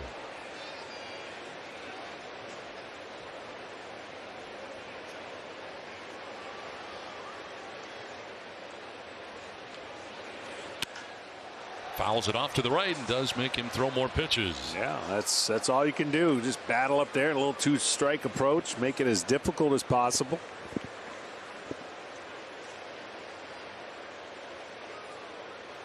Jonathan Villar, the top of the order for the Mets, waits on deck. There are 2 outs in the inning and a 2-2 pitch to Carlos Carrasco. That is strike 3, and it's the 9th strikeout of this game for Nola. We played 5. The Phillies have a 2-0 lead, and Bryce Harper will lead it off when we come back to New York.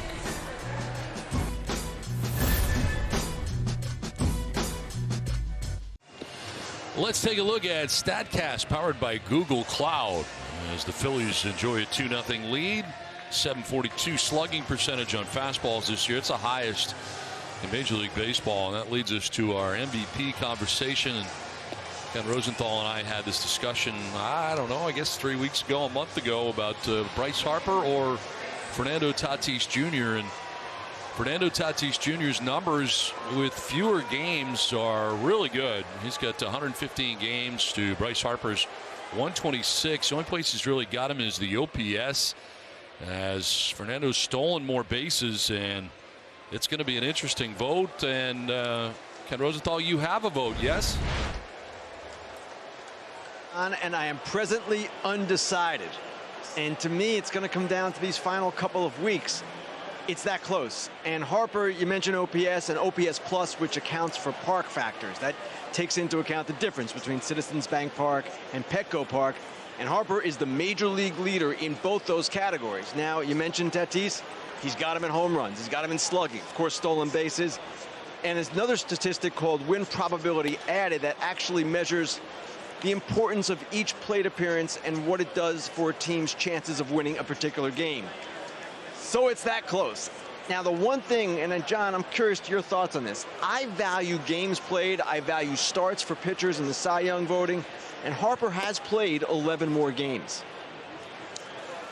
Yeah, that definitely comes into play. But when the numbers are close and an injury takes you out, then I think the most dynamic way to view it, I think the tiebreaker is going to be, or could be, if Philly gets in and San Diego doesn't, or if San Diego gets in and Philly doesn't. You start seeing those opportunities to lead those teams to a playoff situation. They do factor in for me. All the other stuff, all the other analytics, well, that's for everybody else to decide. But I think when you play the most games and you post up, that has to have value, especially if your numbers are close. But Tatis has been off the charts. That is ball 4, and the second walk allowed by Carrasco in this game. It's a leadoff walk in the 6th. And Ken Rosenthal, my question to you is, does whoever you pick have to make the postseason? No, but John makes a good point. And generally when I vote in the MVP situation, I do prefer my MVP to come from a contender. Now, both these teams are contenders. And John's right. It could come down to if one of these players lifts their team to that postseason berth. Now, in the American League, different story. Shohei Ohtani, what he has done is so extraordinary that trumps even the potential for Vlad Guerrero Jr. to win a Triple Crown or the Metrics Triple Crown, Slashline Triple Crown. So to me, Ohtani, even though he plays for a non-contender, is the clear choice because you can't hold his team against him.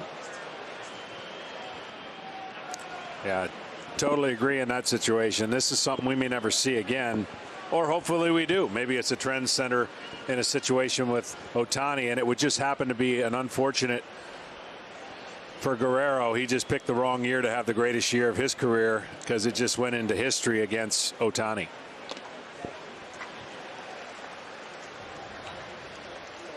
I'll say this as well. The timing of when you do what you do does play into the voters, right? Momentum.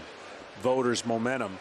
I thought that Freddie Freeman, who had a horrible first start to his season, went on a monumental run to get into the conversation of MVP. And of course, the Braves are in first place, a big piece. They lost a lot of players, like everybody's done. So he's cooled off a little bit, but it'll be an interesting. I'm intrigued although it's starting to be a runaway in the National League, because DeGrom has not pitched for the last 2 months, the Cy Young candidates were all bunched together as of about 3 weeks ago. Well, Mr. Scherzer has separated himself. That is strike 3 to Real Muto. Says some stuff to C.B. Buckner on the way by. It's out number 1 of the 6th. And it's the 5th strikeout for Carlos Carrasco. Outside fastball. And up, 2 areas that thought might have gone against the catcher. That's always a tough position for me. If you're a catcher and you're complaining about strikes and balls when you're a hitter, you got to remember who's on the mound, and does that hurt you, or do you want those same pitches? And I'm sure that you remind the umpire a few times, like, hey, all right, get it to my guy, you know. 1 down, Harper at first, and a check on Harper's back to the bag. May have seen Miguel Castro up in the pen, and Brad Hand. Is there is action for the first time behind Carlos Carrasco with 1 out here in the Phillies 6th inning. Mets are shifting on the right side, and a fly ball into shallow center. Very late break for Nimmo, but he recovers and makes the catch for out number 2. He was frozen out there for a while. I think the swing guy, I'm not sure, but was able to recover and makes the catch 2 down.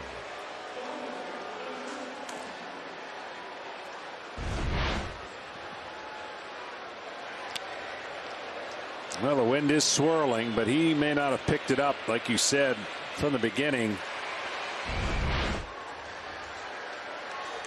Caused a little stress for Harper. He didn't know quite what to do. No man's land if that ball drops.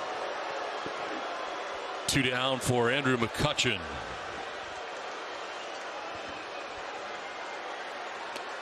And it's strike 1 to McCutchen. Double to the gap in right center field in the 2nd inning. Flied out to left in the 4th. He's got one of the 5 hits put together by the Phillies off Castro in this game. Let's see if Harper tries to cherry pick a bag here with 2 outs.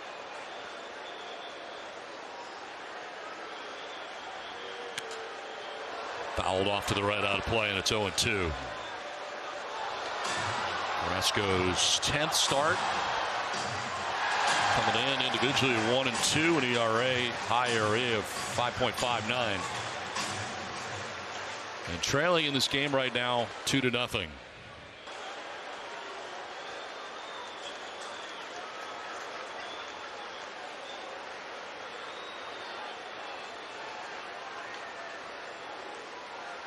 Over to first, and back again is Harper.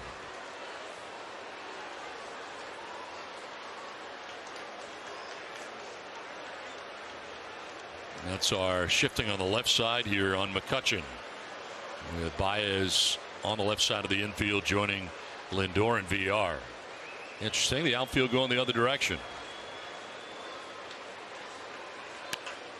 On the ground down the first baseline, it'll stay fair. Alonso will backpedal and tag the bag, and Carrasco works his way around the leadoff walk to Bryce Harper. It's 2-0 Philadelphia.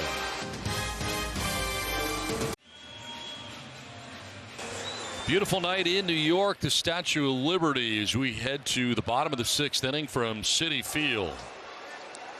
The top of the Mets order, Jonathan VR to lead it off. Brandon Nimmo and Francisco Lindor to follow, as this is foul back. I mean, the Mets have to get something done in this inning. This guy's been on his game, and Nola hasn't had much stress at all. Top of the order, and the Mets are going to have to find their ways on base to try to get the meat of their order up with runners on.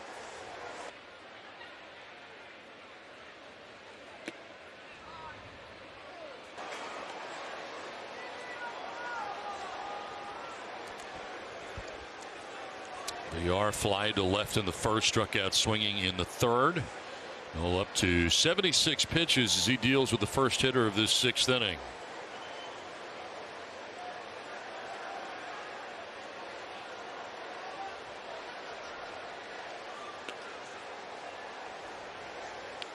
Well, both sides have complained about the strike zone, so it's been kind of equally grumbled on both ends. And the problem with some of the strikes is it creates a nightmare for a hitter when you have a guy like Nola who already can strike out 10 a game. You're just increasing his odds.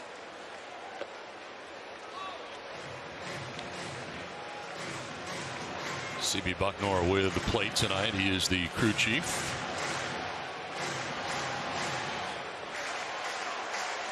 You know, we've been talking about different ideas that the game has entertained and talked about. I have one that I think will really help the game moving forward. And I say lower the strike zone.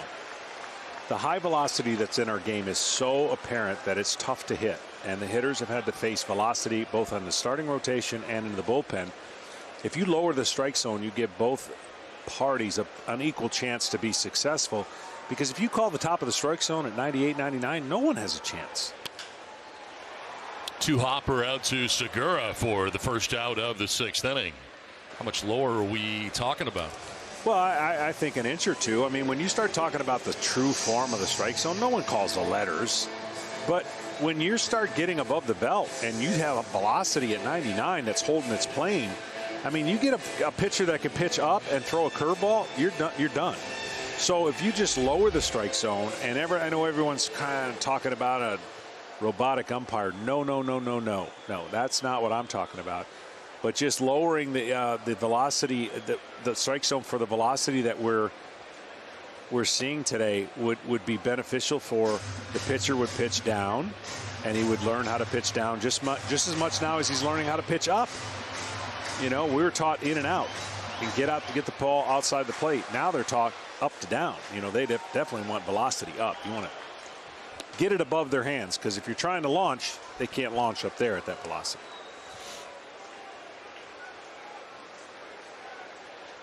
Think there's a distinct advantage to pitcher or hitter in that instance, or equal? I think it's more equal. I think it's advantage big time to pitcher right now. If you can get that top of the zone strike zone and you can throw that pitch up there.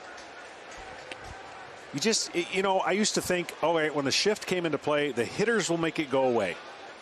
But the velocity was getting to a point where it's almost impossible, talking to enough hitters, they can't do that. Like you think they would, just by nature, by their average dipping to an all-time low. But there's a reason why it works, and the shift is employed a lot.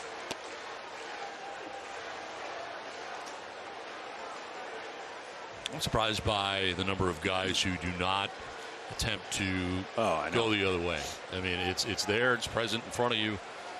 They don't choose to do that. They just continue doing what they do and figuring their strengths will outweigh whatever shift you put out there. I honestly think that's an organizational thing. I don't think they're telling them and they're not doing it. I just think the reward system is saying, hey, we don't mind you striking out. Run into 30 to 40 home runs. Yeah, if your average goes to 225 to 240, we're okay. So it's not an encouraged theme along baseball. So that's why you see so many people frustrated with, like, why can't that guy just do this? Or why can't he learn in spring training or work on it?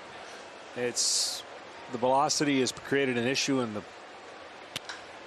Here's a drive out towards deep right field. Back goes Harper. It's off the bat of Nimmo, and it's off the wall. Nimmo is thinking three. Headed in that direction. So's the throw. Head first. He's got himself a triple. Wall ball to right center field. And standing at third is Brandon Nimmo. The Mets missed this guy in their lineup for quite some time. He's energy. He's always plays with enthusiasm and joy. And he always hustles.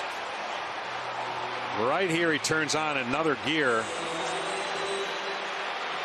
And it's crucial that the Mets get on the scoreboard. Like I said, this inning was an important inning to determine their chances of success, because top of the lineup, 6th inning, and a pitcher's in groove. That almost got out of here. Near the top of that wall in right center. It's the first extra base hit off of Nola in this game. Nimmo stands at third with one out. Near is Francisco Lindor as you start to get into the teeth of this Mets order.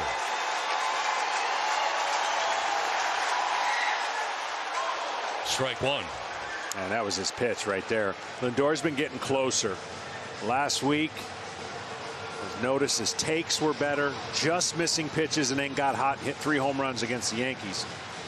Right here in this situation, Nola's going to try to go to curveballs to get him to swing and miss. He started him off with a fastball, and I'm telling you, Lindor was just a fraction late from driving that ball and at least getting the run in, if not more.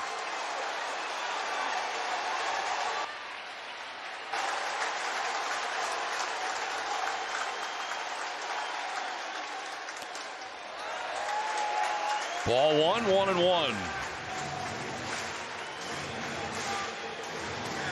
He's done a nice job, and in the situations that you talk about when it gets crowded, runners in scoring position, and especially bases loaded.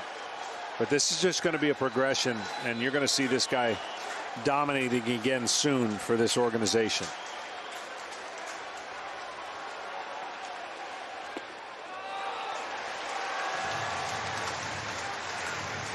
See, those are the takes. When you're looking at the game, pitchers watch the game a lot, but when they're on the mound, if they can see the certain takes, it then influences your kind of pitches that you make. If a guy's jumpy and mechanically out of balance, you throw in your breaking ball and he's swinging like he would have swung over the top of that. But the last 2-3 weeks for Lindor, he's been more quiet with his hands, and his approach has been much better. See, that pitch looked like a strike coming out of his hand, but a good take and recognition. And now he's got the count in his favor, knowing he's got Alonso on deck.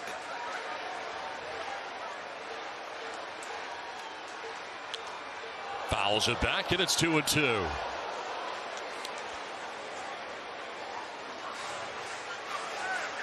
And he swung at a ball 3. Got a fastball up.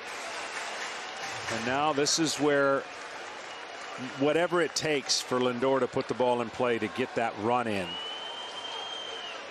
With 2 strikes, he's got to put the ball in play. Alonso waiting on deck, but right now a bit of business between Aaron Nola and Francisco Lindor, with Nimmo 90 feet away, even closer now with 1 out. On the ground right side, Segura's got 1 play. It's at first, and in the back door from third comes Nimmo.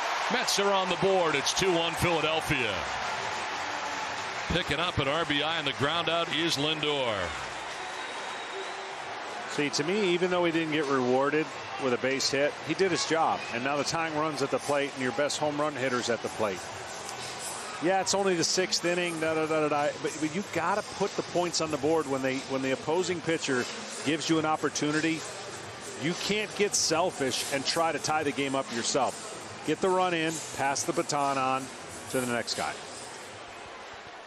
So here the Mets are again in another close game, as they have been so much lately. Here's Pete Alonso with the bases empty. 2 for 2 in this one, a single to center and a single to right. First pitch, key right here.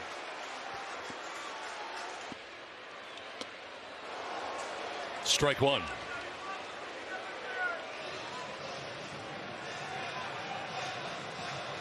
Pitch count rising for Nola. This should be 93 coming up, and Jose Alvarado has been warming in the pen for the Phillies.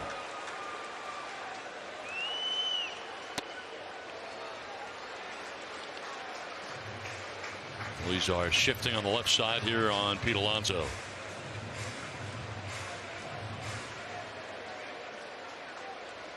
Straight up in the outfield, though. Alonso with 33 home runs on the year.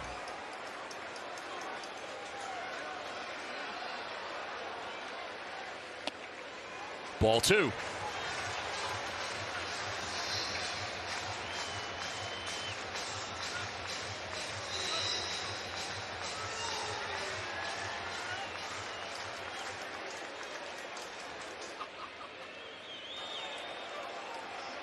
Triple by Nimmo. He comes around to score the Mets' first run.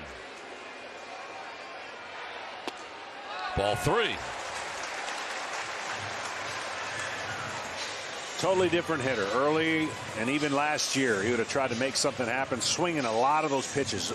Great low ball hitter, but if he can stay off the low ball off the plate, he brings the pitcher back into his strength. And those Popeye forearms Seems like he could hit 40 every year. That's ball 4, and he'll take the walk with 2 outs in the inning, and that is the first walk allowed by Nola in this outing. Comes with 2 outs in the 6th inning after he struck out 9. And here comes Joe Girardi. 96 pitches for Nola. Yeah, it's an interesting move. He struck out Conforto both times he faced him. He is going to go for Alvarado, it appears. Yep, here he comes. So pitching change with 2 outs in the 6th inning. The Mets are on the board. They get a run so far. It's 2-1 Phillies as we step aside.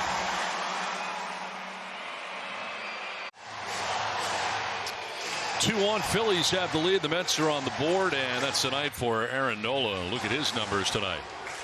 Yeah, I thought he did a great job. He had a couple at bats where he wasted some pitches that got his pitch count up, and I'm sure he would like to have finished this inning, if nothing else, and then give a clean inning to the Phillies bullpen. But Alvarado, you could see the numbers for him, 6-1, but the walks to strikeouts, an issue. He can throw hard. He's got tremendous movement, but that plate can bounce on him, and that's what gets him in trouble. Tying run at first base for New York and Pete Alonso. Here is Michael Conforto. And there's strike 1. 99 and at the knees. I mean, it's borderline unfair what he was doing with the Rays. And then, you know, he's regressed, but he still has the ability to be wipeout, lockdown, 98, 99, 100 if he locates. 0-2. And there's 99 for you.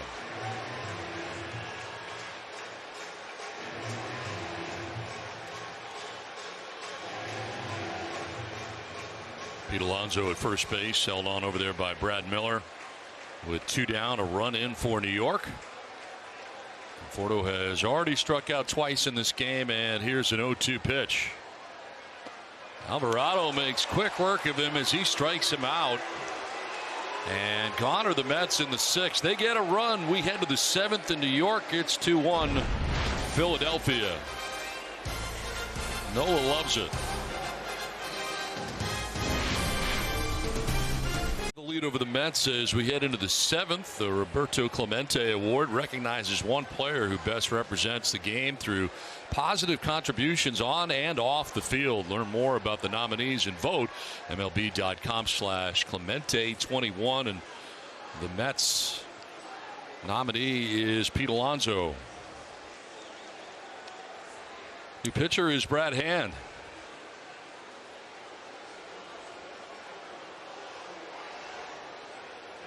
Takes over for Carlos Carrasco at the first 6. And allowed the 2 runs. He leaves on the hook at the moment.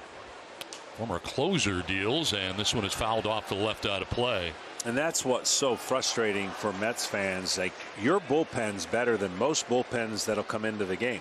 So if you play a close game and you keep it in check, you feel much better about your chances of winning. Whereas on the flip side, now Joe's like, all right, here we go. Seen this before. We got to try to hang on to win a game.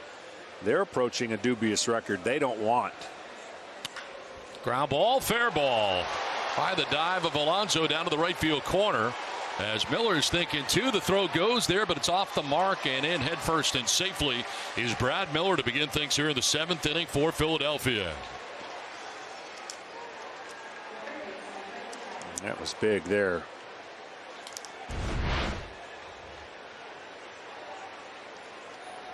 Lefty on lefty, did not play him on the line for reasons that you would think. He had to make a mistake to get the ball down that line.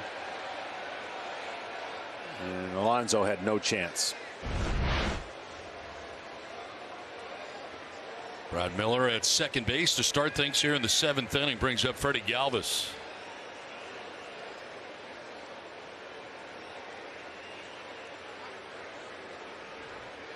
Galvis has fly to center and walked.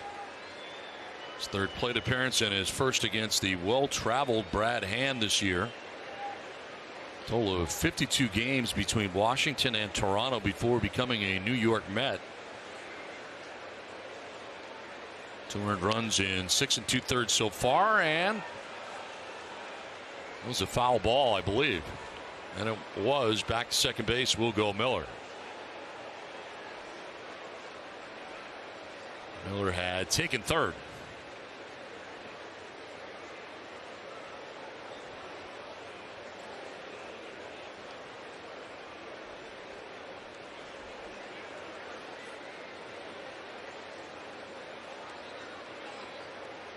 Pinch hitter Vierling is on deck right now for Philadelphia.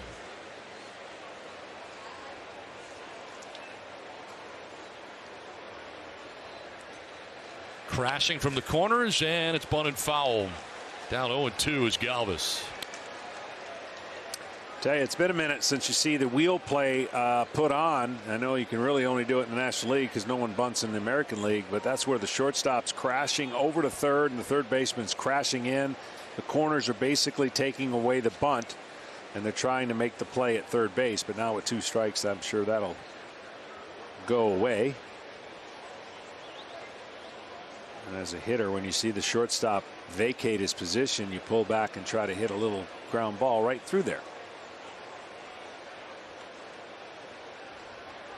0-2 to Galvis. That's to the backstop, and taken off for third is Miller. He'll get there standing.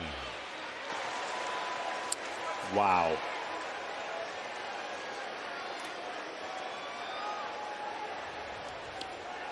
I mean, that just never happens right there, where an established pitcher throws the ball so far out there that now a free pass gets into third, and that run you worked hard for in the home half looks like it's going to be given right back. Meanwhile, action in the Mets pen, as up in that pen is Trevor May. Infield in now for New York. They're about halfway.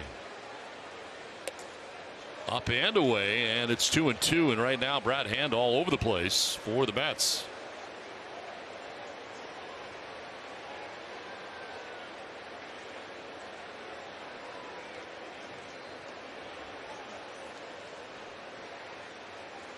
And has been a closer in his career, mostly known for his slider. 2-2. Inside out swing, and he carves it foul off to the right out of play.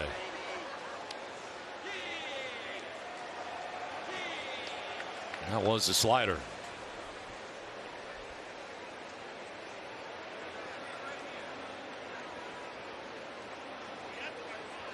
Brad Miller at third base with the Phillies on top 2-1, trying to obtain some insurance here after the Mets got a run in the bottom of the 6th.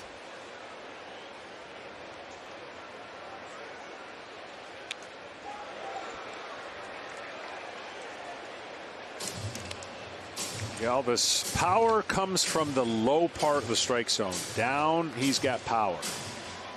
Up, not so much. So you're looking for a strikeout if you're Brad Hand, and you got to get this slider out of the zone. Start it in the zone and out of the zone if you're going to get him to swing over the top of it.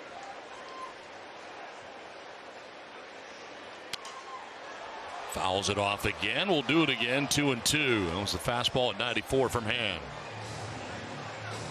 But the fastball missed by a foot. Trying to go in, and he throws it away.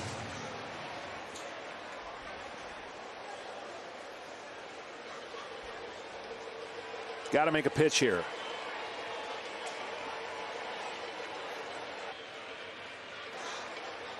And Galvis is doing everything you want to do to spoil the pitches until you get one you like.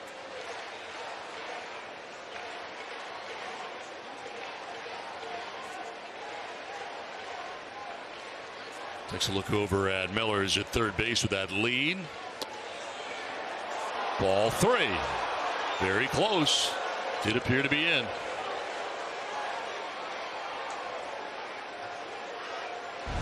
So a tough pitch to take if you're Freddie Galvis. Tough pitch to take, and a pitcher's pitch that didn't get rewarded. Set up again for a slider right off that slot. Just put pressure on a 2-2 pitch. Throw something that spins. See if you can get him aggressive. Swing out of the zone. Pitch 9 of this at bat. And it's lined, a fair ball down the left field line. From third comes Miller. He'll score one at bat for Freddie Galvis, who drives in the third Phillies run, and it's 3-1 Phillies.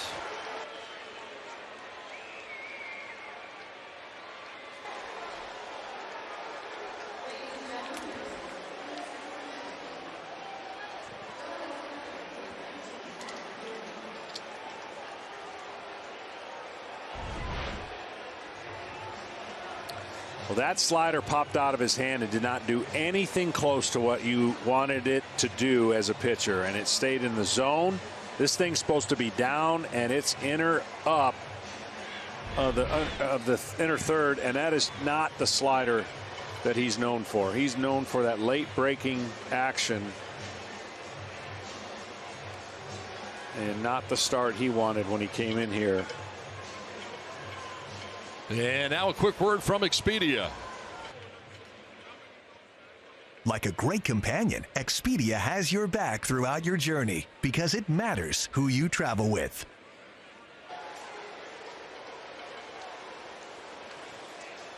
So the runner at second, a run in, still nobody out.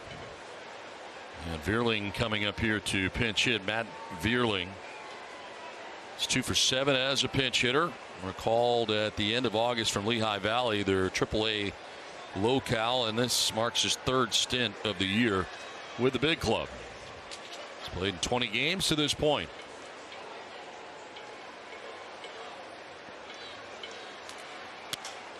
Vierling fouls it off to the right, out of play.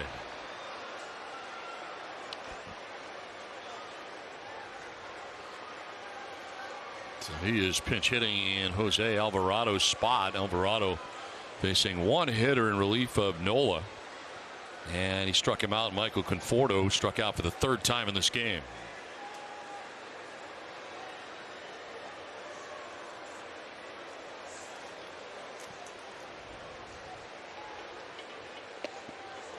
And able to get the strike in there to make it 0-2.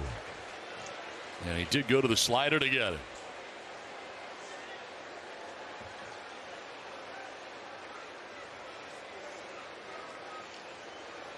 Top of the order, Odubel Herrera waiting on deck, as the Phillies have added a run here so far in the 7th. Still nobody out.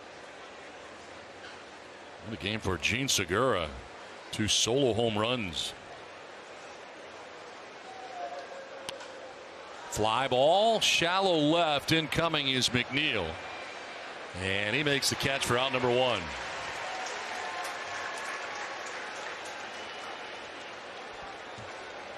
Vierling, the pinch hitter, is retired, and that'll bring up Herrera. Yeah, big out there. Now he gets to face a left-hander, and whether or not he gets to face the next one will be up to the manager, because the next one's got 2 homers. Segura. 1 down, Galvis at second base, and here is Herrera. Talking to some kids, making their night.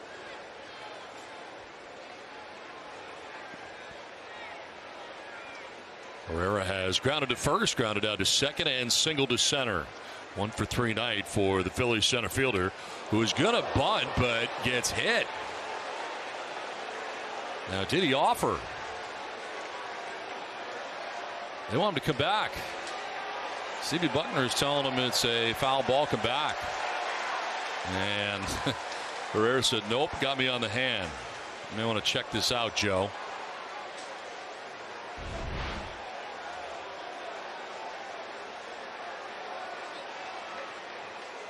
Oh, wow. He lets go of the bat right there, but it catches him on the hand. So I think they'll win this one. There's another one that gets out of his hand. That's a breaking ball. Oh, yeah. Definitely hits his hand, then the bat. So he'll be at first base when they're done with this review. They're checking on him now, trainer and manager, and I mean, there's a lot of places I could go right now with the man on the mound and his last name, but I won't for the sake of. Okay, they got to give him first base after further review. A hit batsman.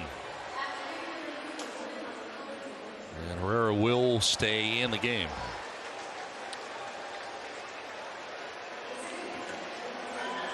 Well, this is one of the last guys you want to see. Let's take a look at the Hyundai lift of the game. He's got not one but 2 home runs, one in the first, one in the third, both solo shots. Home runs 13 and 14 of the year.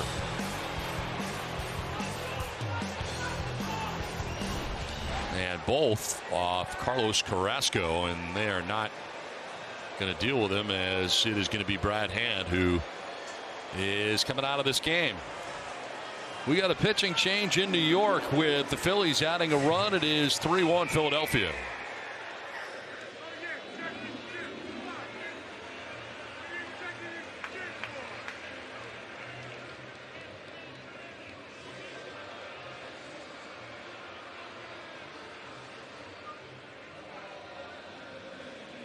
Three to 1. The Phillies have got the lead over the Mets. Top of the 7th with 1 out. This game is featured on the free-to-play Fox Bet Super 6 app. One of the questions in today's contest is which team will hit a home run in the 7th, 8th, or 9th inning. Mets, Phillies, both, none. Play along on the app for your chance to win. Gene Segura facing the new pitcher Trevor May.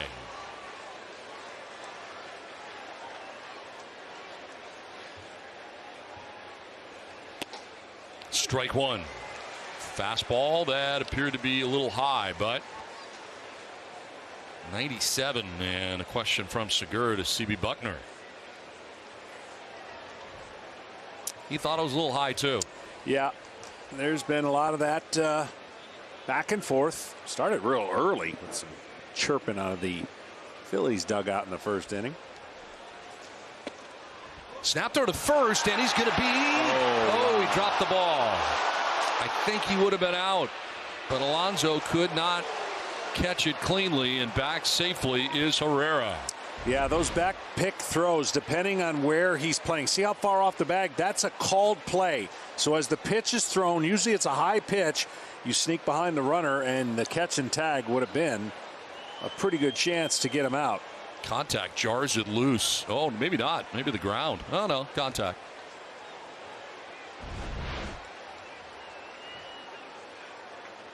So a ball and a strike to Segura, and that is ball 2.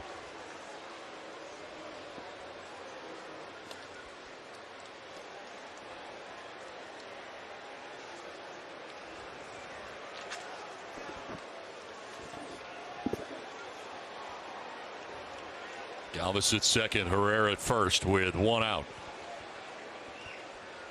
Phillies have grabbed a run so far here in the 7th, have a 3-1 lead. 2-2. 97 upstairs. Segura, one of the most unique batting stances. I mean, it's unorthodox, but all he does is get hits. I mean, everywhere he's gone, he's been traded a lot, but everywhere he goes, he finds a way to get 200 hits, it seems like. And he's one of those guys that you have a term that he just hunts hits, and unorthodox with his hands, where he's got them positioned, but super quick to the ball, and a strong lower half helps. You're right. He's been well traveled, as that'll miss. And a full count down. He's been in the big league since 2012 when he broke in with the Angels, Milwaukee, Arizona, Seattle, and now in Philadelphia. It's year 3 in Philly. Foul back. We'll do it again. But when you have your hands that far in front of your body and there's not really a take back, you got to be quick. And he's quick. You throw him a fastball anywhere middle down, and you already saw him deposit 2 of them over the fence. So, but he's pretty much going to go up the middle with his approach, and he'll run into those power balls when they're in the right location for him.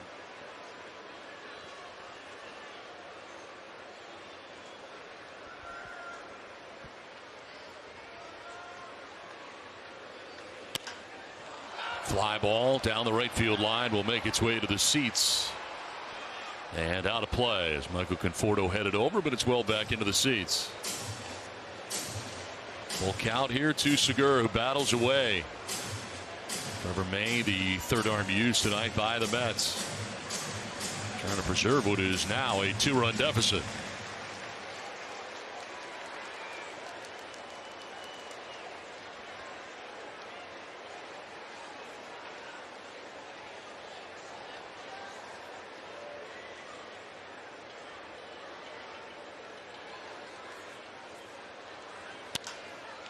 In the air to shallow right. Conforto coming in. Out goes Baez, and Conforto handles out number 2 of the inning.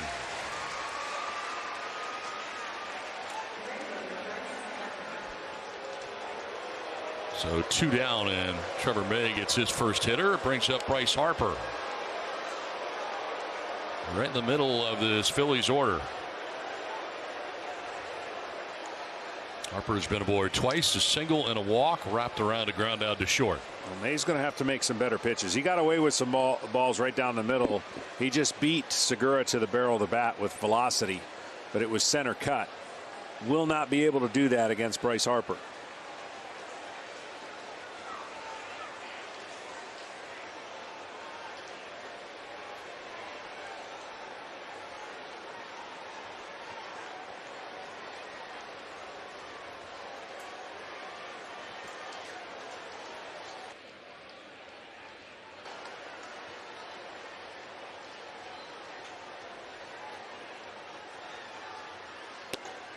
Up and away for ball 1.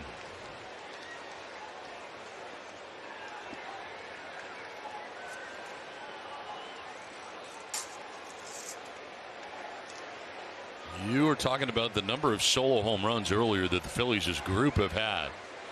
76% of home runs are with the bases empty for Harper. He's got 2 on here. Trying to hold up. Did he go? No, he did not. Roberto Ortiz, a third base umpire, says he was able to check his swing. That draws the Mets bench to say, what are you guys looking at? Wow. You could just see the signals that they were making. And to no avail. Now it's a 2-0 count.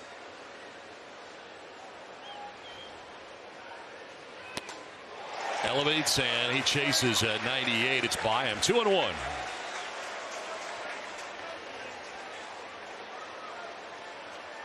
Harper with 33 home runs on the year. Battle right here with 2 Phillies on and 2 down. Trevor May on the left, Bryce Harper on the right.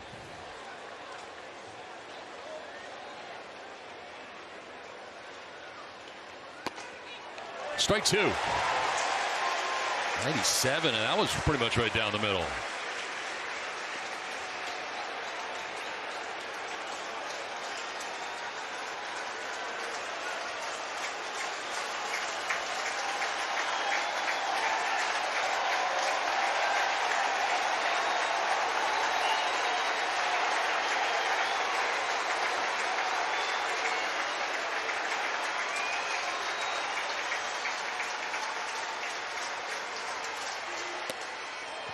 Full count, and now everybody will be on the move with 2 outs.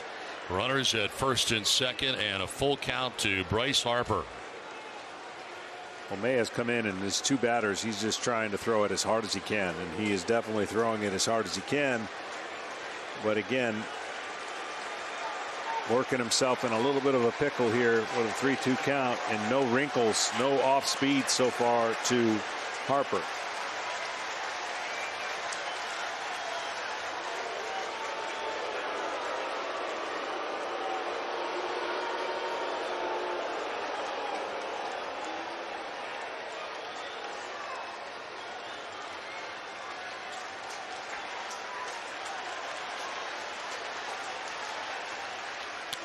Foul back, and we'll do it again. Runners will return to their respective bases. And we were talking about it earlier. See that pitch right there? The room for error is so great. But he made the pitch right there on the top of the zone. That's going to be hard for anybody, including Harper, to get on top of it. But if he misses that location by an inch or two down, it's a total different result. So if you can make the pitch and you can throw it top of the zone with velocity. In the air, down the left field line, foul ground. VR is over. He leaps but has no play. Just over the tarp area, lands on the screening, and is a foul ball.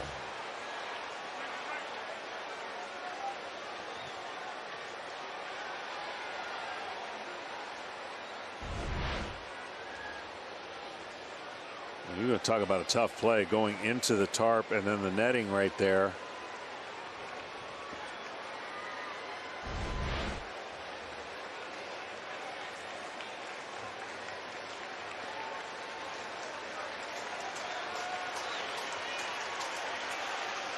Three and two again to Bryce Harper. Runners are off. And a liner down the right field line. That's a fair ball into the corner, in trouble. Galvis will score. Herrera is trying to score from first. He will. Two more runs for the Phillies, who take a 5-1 lead. Huge two-run double for Bryce Harper.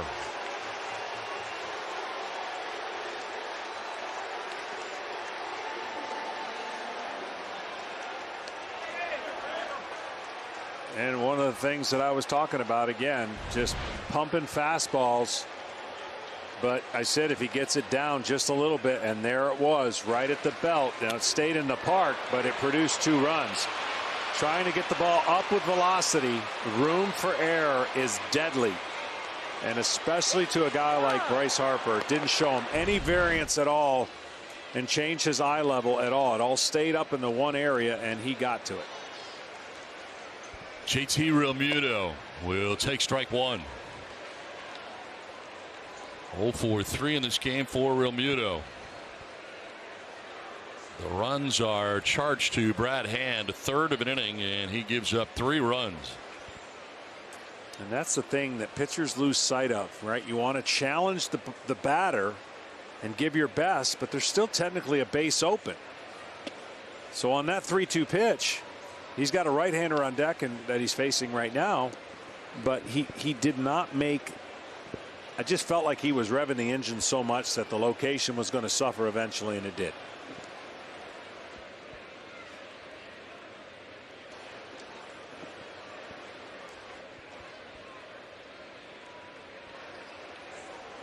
Ball to strike to Realmuto. And a fly ball to right center field. On the move is Nimmo. He'll get there to make the catch. It will end the inning, but a 3-run top of the 7th for the Phillies. We got 7th inning stretch. Phillies on top now, 5-1. Tonight's telecast is sponsored by Lincoln and the power of Sanctuary, and by Progressive Insurance. Save when you bundle auto, home, or motorcycle insurance.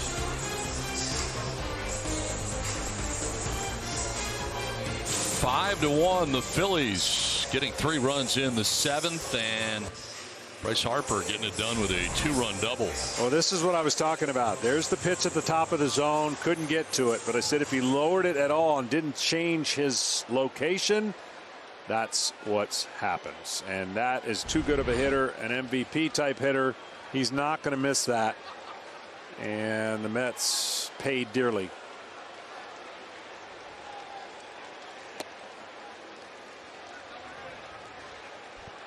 Javi Baez leading it off here in the home half of the 7th inning. Sam Coonrod into the game now for the Phillies with a 4-run lead with which to work. Talking with Joe Girardi, I mean, he likes the arms in his bullpen, and I do too. It's just they haven't equated to the arms and or the success. And much of that is because the consistency of the last guy. If the last guy doesn't get it done, then everybody starts wondering, will I be the guy? Can this be my role? It doesn't work that way when you have variety of people, and at least now with Ian Kennedy, they've settled into a closer that they picked up. Fouled off, and it's 1-2. Ken, this has been a much maligned bullpen for the Phillies all year. Well, much maligned, Don, for good reason. 32 blown saves matches the second highest total by a National League team since 1969. Now, Joe Girardi was saying to us before the game, well, some of those come in the 6th and 7th inning. That's true, but they're still blown saves. Now,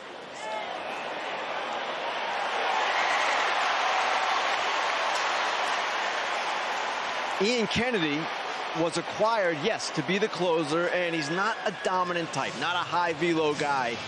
But one aspect of the Kennedy-Kyle Gibson trade that has kind of gone unnoticed is the fact that it enabled the Phillies to move Ranger Suarez out of the closer spot and into the rotation. Now, the injury to Zach Eflin kind of mitigated all of that, but that was part of the logic for acquiring Kennedy to get Suarez into the rotation. That part of it has worked. We see the numbers, some tough numbers there for the Phils, as a base hit for Baez opens up the inning, and now the sinking liner diving in left field is McCutchen to make the catch. What a catch by Andrew McCutchen. That ball was dying out there in left, and McCutchen comes flying over to make the diving catch for out number 1. Yeah, it was a great catch. One of the concerns in the beginning of the year was, could the Phillies shore up their defense? And it's been better. Certainly, I don't know what the numbers speak and how they quantify that. But this play right here potentially saved a big rally that the Mets were looking to get going. And their defense has settled in, as you mentioned, with Galvis at third now, and Didi is short, and Segura at second. He looks to be hurting after the diving catch out there. And they're going to go check on him. Well, two things you always worry about as an outfielder: wrist and knee. And the knee, of course, is what McCutchen had come back from. But when you dive like that, besides the wind being knocked out of you, you just hope he didn't land awkwardly. This play is just looked like a hit the whole way. And then he just picked up the ground and covered a lot of ground late.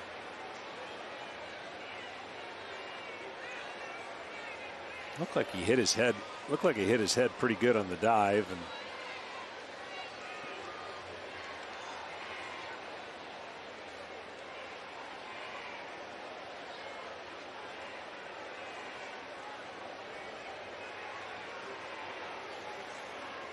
looks like he is all right. And now a quick word from Lysol.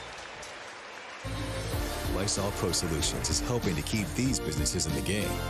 Imagine what it can do for yours. Lysol, a trusted standard for protection. Great catch by Andrew McCutchen, and apparently he is okay. Definitely jarred him, though. But a great catch is out number 1 at the bottom of the 7th inning. Baez at first, and James McCann scheduled to bat here, and he is coming up. 0-4-2 in this one, batting out of the 8th spot. The Mets catcher struck out swinging and grounded out to third base.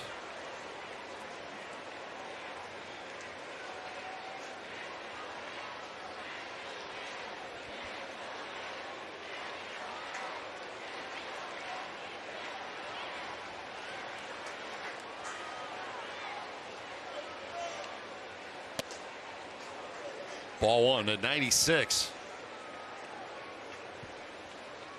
well, good compliment to his fastball, slider, curveball, and changeup. Traditionally, the guys that come out of the pen with power arms may only have one other pitch they like to go to. But he'll go changeup, slider a lot. Inside out swing and a foul off to the right out of play. Going as far as he could was Brad Miller, the first baseman. So Dominic Smith waiting on deck. Looks like he is going to pinch hit in the pitcher's spot. And up in the pen is Miguel Castro. He was up earlier, back up again. After Brad Hand and Trevor May came into this game, and Hand was charged with 3 of the 5 runs inherited runners allowed to score by Trevor May. On the ground right side, lots of spin. Segura's got one play. It's at first, and he makes it. As Baez goes diving into second base, he's there with 2 down.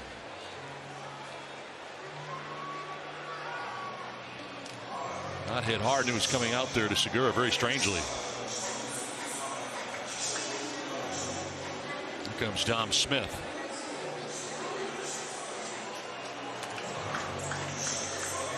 Off the bench to pinch hit with 2 outs.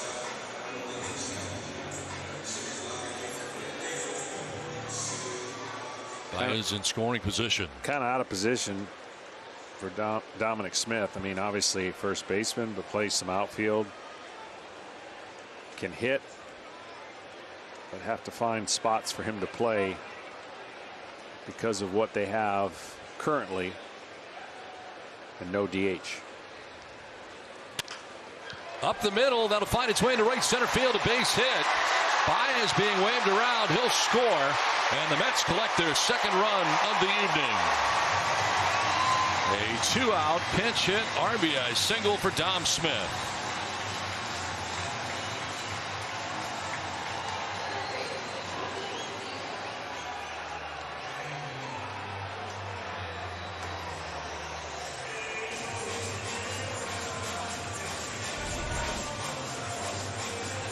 Nothing fancy. First pitch fastball right down the middle. He goes up the middle and gets rewarded with a pinch hit RBI.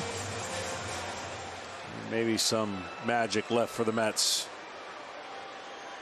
2 down. Smith at first, a run in, and Jonathan Villar 0-for-3 in this game from the top spot in the order.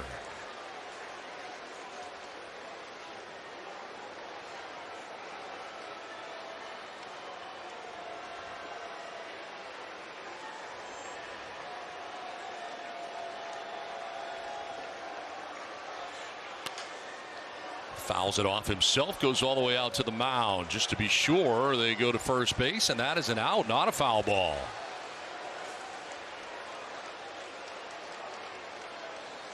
So partially off the hand, I don't know. But he is clutching his hand, and the Phillies are walking off the field.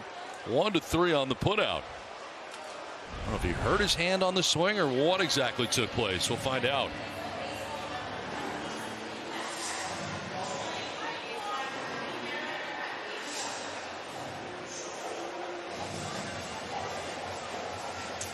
That ends the inning. The Mets get a run. It is 5-2 at the end of 7 from New York.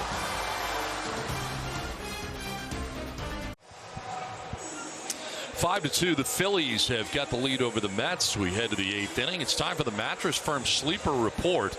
And Zach Wheeler, what a year he has had, and in the conversation for Cy Young in the National League. He is in the conversation, and those numbers right there, those are 2 important categories. I would argue innings pitch is the most important category. Strikeouts is just a sexier way of getting outs, but his ability to be in the categories of really some major ones, and he's in the top 5 in a lot of them, puts him right in the thick of things. Unfortunately for him, Max Scherzer has kind of gone to the next level since going to the Dodgers. Hasn't lost, hasn't given up a run in his last 2 games, I don't believe, and he is the front runner. Look out. Didi Gregorius getting out of the way. First pitch uncorked from Miguel Castro. Maybe his walk-up song got him a little bit too geeked up, huh? I never used to understand the walk-up song. I'll explain here in a second. Okay. So it started right around the ironic twist that I go to the bullpen. So my first year as a closer, they talked to me in spring training and they said, okay, what's your walk-up song when you come to the mound? I'm like, what are you talking about? I don't need a song. On the ground into the shift on the right side for out number 1. I said, play whatever you want. I'm not caring about the song. I'm going to get 3 outs before the game is tied. That's all I'm thinking about it. And they said, really? I said, yeah, I have no song, so just whatever. So the season starts, and I go about, I don't know, a month into the season, not paying attention to the song until one particular game. I come in the game, and Dancing Queen by ABBA is playing over the loudspeakers. Well, the on-deck circle guys laughing, and I cover my mouth thinking, you got to be kidding me. Well, after the game, I get the save, and they come down and they apologize. We made a mistake, hit the wrong button, whatever. I said, you made your point. Indirectly, I got to get a song, I guess. So I had a very veteran-laden bullpen guys of ex-closers, and I said, listen, I don't know what song to get. Don't embarrass my dad, my family. Pick something you think works for when I come in the game. And that's how AC/DC Thunderstruck came about. Nice. And for a guy who didn't care, I kind of got into it a little bit as I was coming out of the bullpen, into a little bit of Thunderstruck, AC/DC. And I actually played a little bit of DJ and mixed in a little Star Wars theme song before I got to the infield. Wow. Yeah, so this was kind of a prelude to. Yeah. But I can't believe you didn't have one song, though, when they came to you in spring training originally and said, John, you got to have a song you like. You know, I don't even know the words to one song. So I just, as long as I can understand it, it's got a good beat to it. You know, I grew up playing the accordion. I said, you got any Lawrence Welk you want to play when I go out there? Bubbles, everywhere, bubbles. And it evolved. It evolved. Maddox loved it so much that when I came in the game, he ran up into the clubhouse, turned every volume up as loud as he could, and Thunderstruck was born, and the rest was history. Strike two. It's a full count for Castro to Andrew McCutchen. There seriously are some guys that can't go to the box, the batter's box, until their song's played or on the mound. And a lot of it. They need to get to a certain note in some cases. So they'll take their time to make sure that you get all the notes in they want. Well, you noticed as I walked in the booth, I had Thunderstruck. I noticed that. I thought that, wow. Yeah. This is the first time I've worked with you. I had no idea. Well, high maintenance. Your partner, Mark Grant, who knows what songs are playing in his head, right? They're all from 1985. I can promise you that. Because in his mind, that's where music actually stopped. Right. No one's written any music since 1985. Oh, did I enjoy having him as a teammate. Man, was he fun. One down. We got a pinch runner at first base for the Phillies. Naik will run at first. And McCutchen coming out after his walk, and it's kind of jarred on the dive out there in left field last inning defensively.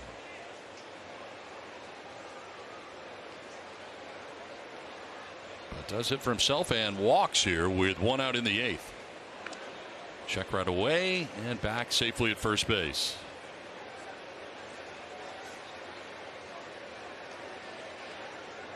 Naik was just recalled from Lehigh Valley last weekend.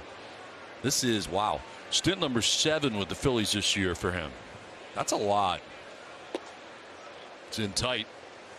Yeah, it's a lot and very frustrating because you want to stay. You go up, you come down, you go up, you come down.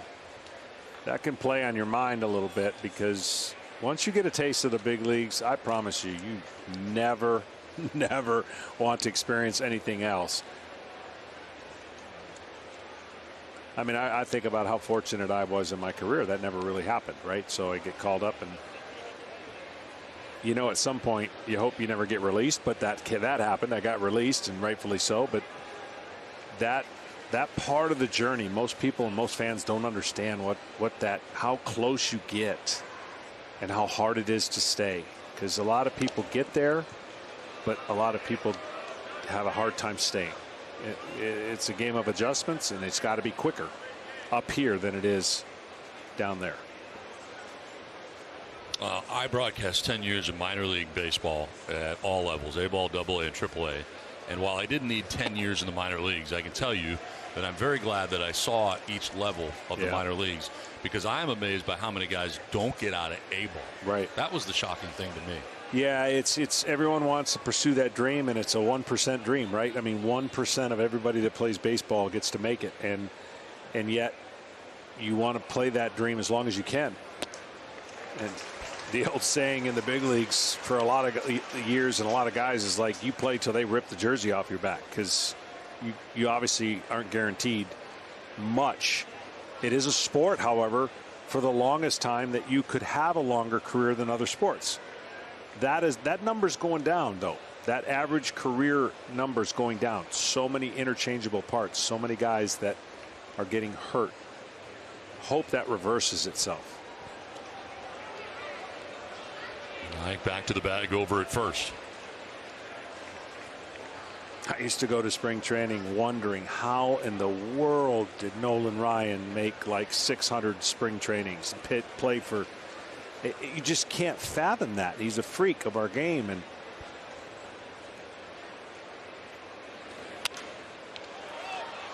popped up left side of the infield. VR. A little stagger, but he makes the catch for out number 2. And then what was it? The late great icon, my man Hank Aaron. Was it like 25 or so All-Star games? Like some crazy number. Yep.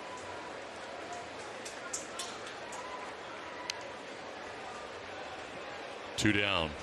He at first. I only have one selfish desire in this game, as I love, the game that I played. I just want to see guys play longer. I do. I want to see the injury rate go down. I want to see guys pursue their dreams longer. I know the money's great and they're getting some big contracts and all that, but I tell young players all the time, prepare for a long career. It's hard, but I just hope I hope we get to see the greats play as long as they want to. Well, there are a great many long contracts that are out there right now of the new players. You take a look at this last off season and the last couple of off seasons.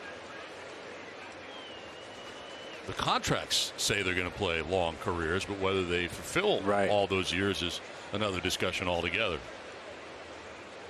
1-0.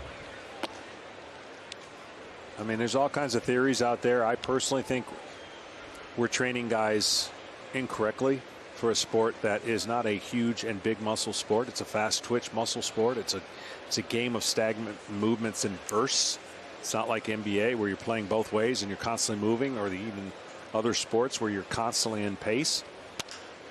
Line to center field off the bat of Freddie Galvis. It's a base hit. Oniek is headed for third. He'll get there, and the Phillies have runners at the corners with 2 down in the 8th. And that's a perfect example of it. Everyone's standing still, anticipating a play, and then all of a sudden, boom, the runner's running, and the infielders and outfielders are trying to make a play.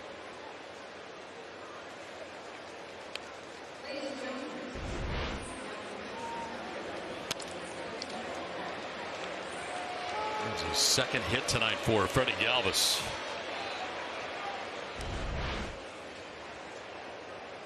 Phillies trying to add on. So the Mets going to run back in the bottom of the 7th at 5-2 Philadelphia. Meeting at the mound right now. And Matt Joyce coming off the bench, the veteran, to pinch hit. There's a little scouting report out there on Joyce. Yep.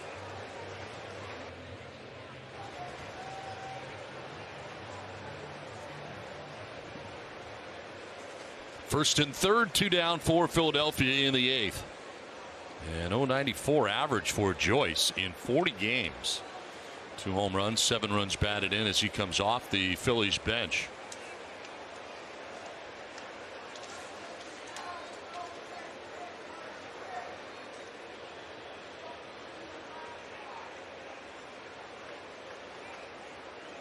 Sit at 200 as a pinch hitter in his career. He's on a 60-day IL earlier this year with a lower back strain. And he takes ball 1.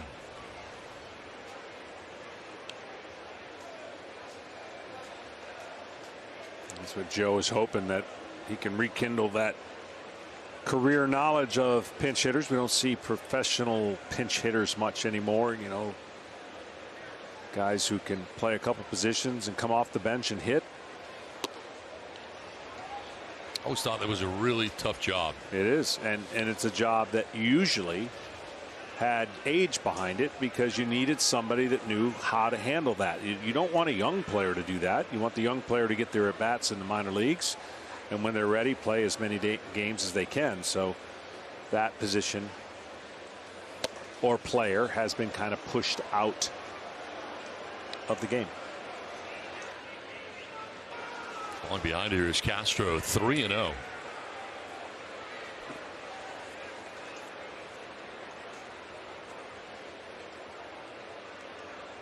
Top of the order waiting on deck in Herrera. First and third, 2 down, and a 3-0. That's strike one. Got a call right there. Appeared to be down at 97.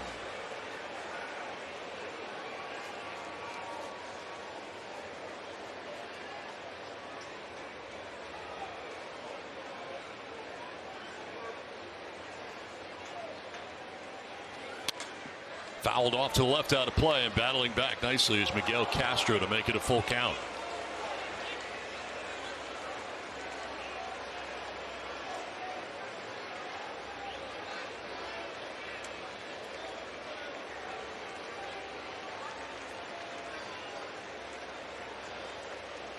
That's our shifting on the right side.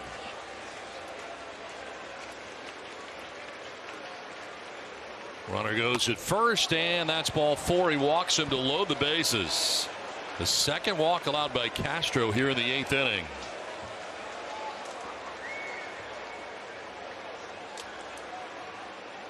I know he likes his changeup, but he was beating him with the fastball even at 3-0. Come back in the count, and I believe that was a 3-2 changeup there at 90 miles an hour. More action in the pen. Heath Hembree is up now for the Mets.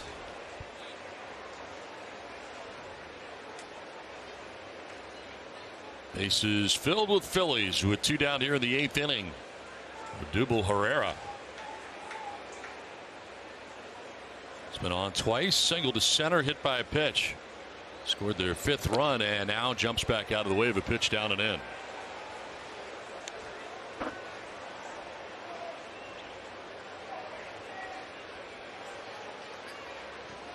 Well, you ask players if they scoreboard watch, they're going to lie, but they do. Especially in this game, they're going to be having their eyes on one game, and that's the San Francisco-Atlanta game, and San Francisco's taken a 2-0 lead. So if you're Philadelphia, you're like, we finished this thing off. We're a game and a half back. It seems an easier route for the Phillies, as they check he didn't go, to win the National League East rather than be bunched up with a bunch of teams in the wild card scenario. For sure. Yeah, there's really only one way to the playoffs for any of the teams in the division, including the Atlanta Braves. They can't fall back into a wild card situation. They just don't have enough wins.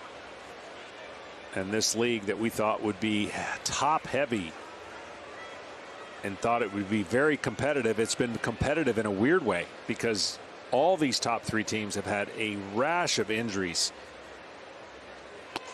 that has changed the dynamics of that team that when it started out was really good in 3 different areas. I mean, the Braves lost their whole outfield and lost a couple pitchers and a star player in Acuna. The Phillies, again, we documented, other than the Padres, nobody's missed more games than the Phillies. I mean, than the Mets, I'm sorry.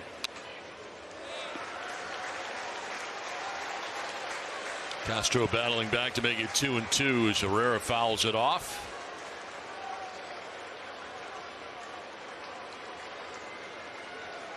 Castro trying to get out of this inning unscathed despite the 2 walks and a single that he is allowed. Trying to preserve what is a 3-run deficit right now for New York.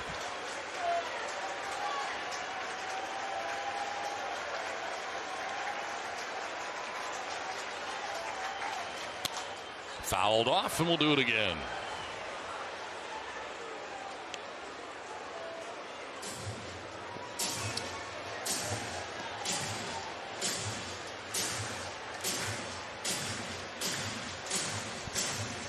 Carlos Carrasco started this game, gave up 2 runs in 6 innings. Brad Hand goes to third, gives up 3. Trevor May, 2/3, allowed a couple of inherited runners to score. Maris and Pedrosian up in the pen right now for Philadelphia. 2-2 pitch to Herrera is on the ground to first base. Over is Castro for the out. As Alonso with a good lead. Ends the inning, and Castro does get out of the bases loaded champ. It's 5-2 Philadelphia to the bottom of the 8th. Quite a race for the National League wild card. The Reds, Padres, and the Cardinals, who are coming fast. and had taken the first 2 games of a crucial series between the Padres and the St. Louis Cardinals, and the Cardinals were trailing 2-0 going into the bottom of the 8th inning. They get 3 runs, including a 2-run shot from Tyler O'Neill, who's been on fire. And the Cardinals win, so the Padres drop back to 2.5 back. The Reds are 2 back, and right now the Cardinals are playing some great baseball. As we move to the 8th inning, and Ken Rosenthal, news from the Padres dugout tonight. Big news, and people will see the video on social media. Manny Machado yelled vociferously at Fernando Tatis Jr. It happened after Tatis was called out on strikes. It seemed to be that Manny was saying, it's not about you. Apparently Tatis was arguing. I don't know. I didn't see the game. Obviously, I'm here. But they really got into it. And the Padres season, Don, you've witnessed it. They had such a great start, and now it seems to be coming apart. Well, that series so huge in St. Louis, and the Cardinals playing such great baseball at the right time. Highly disappointing after the first half that the Padres have had, but it has been a really tough second half ever since, and a tough start to the 3-game series and the importance of it against the Cardinals. This is out to deep right, and this is gone. Brandon Nimmo with a home run brings the Mets closer. It's now 5-3. His 6th and his 2nd hit of this game leaves the yard. It's a different lineup when Brandon Nimmo's in it. It's a different attitude with that smile and the way that he goes about everything he does. One of the fastest home run trots you'll see in the game, too. He got around the bases very quickly, and tough start for Hector Neris, who comes into this game and gives up a home run to the first batter he faces. 4th arm used by the Phillies. Here's Lindor. And Neris known for that split finger that you just saw right there. He's got a good one, but when it tumbles or it's flat and gets in hittable counts, it's been a up and down kind of year for the once closer, Neris.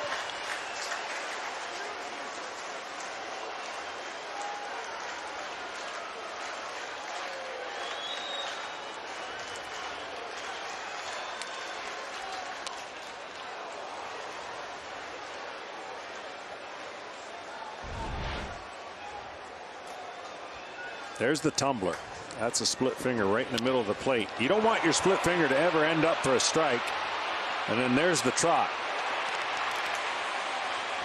It's a fluid trot.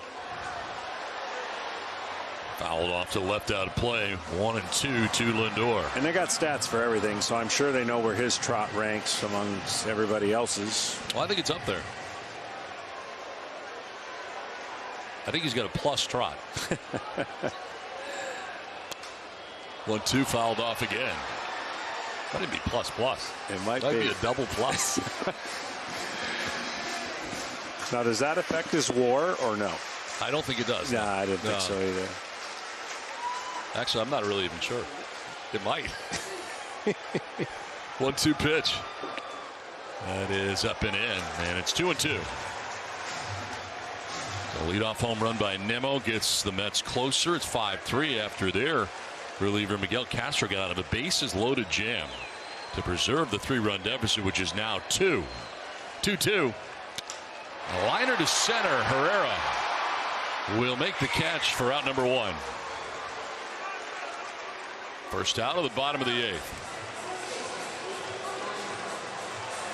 Moniak stays in the game in left field, by the way, defensively for the Phillies after he pinch ran for McCutchen. Out there checking his card with 1 out. Here is Pete Alonso. He's been on 3 times. Alonso has singled to center, singled to right, and walked. His 4th plate appearance coming up.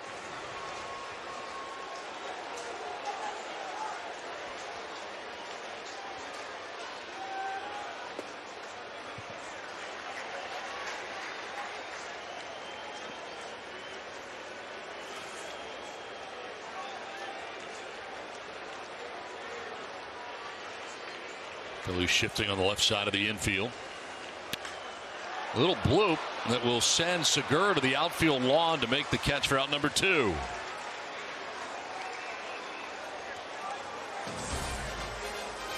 Tonight's telecast is sponsored by Liberty Mutual Insurance. Only pay for what you need.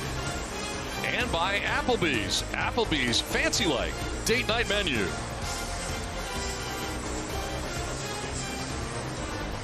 In New York for the middle game of a 3-game series between the Phillies and the Mets.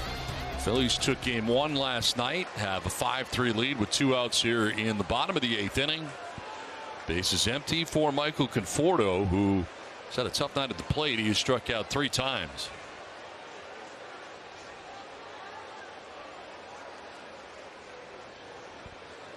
Swinging early this time, wants some contact, and is down 0-1.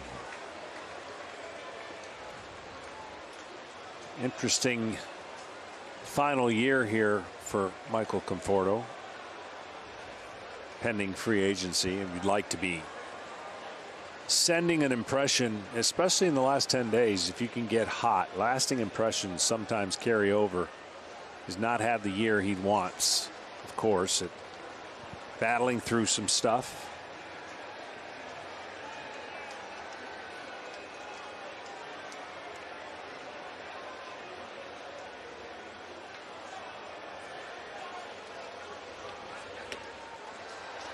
Ball to strike to Conforto.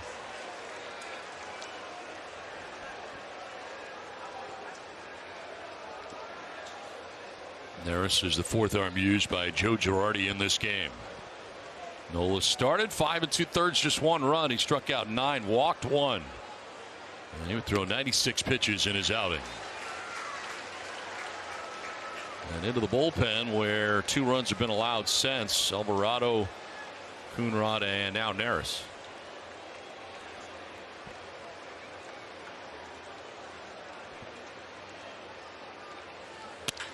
Into the shift, and a nice pick by Segura, who turns and fires to first for the out.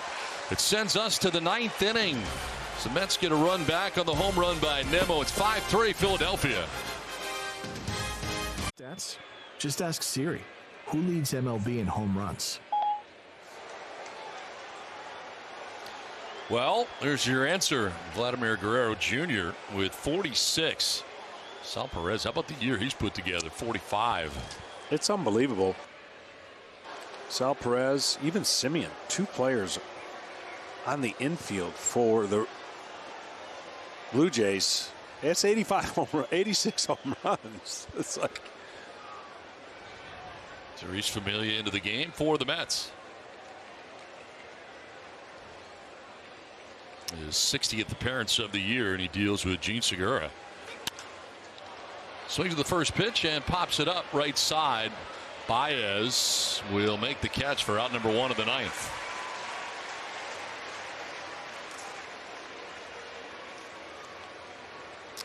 Above and Beyond, sponsored by Jersey Mike's. Up at the top of the order for the Phillies. They're 5 for 12 collectively. They got 2 home runs, both for Segura. And they've driven in 4, scored 3, and walked once. And for Harper's 7th consecutive game with at least 1 extra base hit. And his was a big one. It was a 2-run double in the 7th.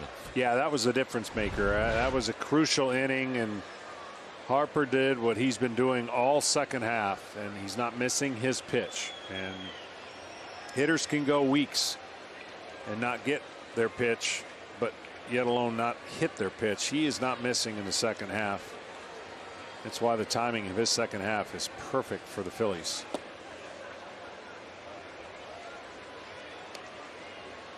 He's also become more selective. I mean, you know, last year he's kind of playing through some injuries, and he had a good year last year. It was a shortened season, of course, but talking to Joe Girardi, he's pretty healthy right now, and he's locked in.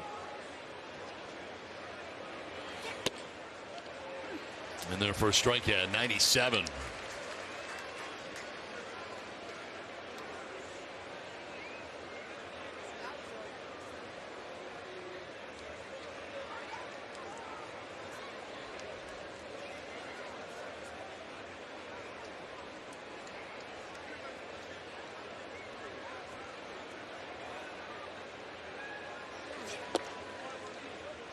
Inside for ball 2.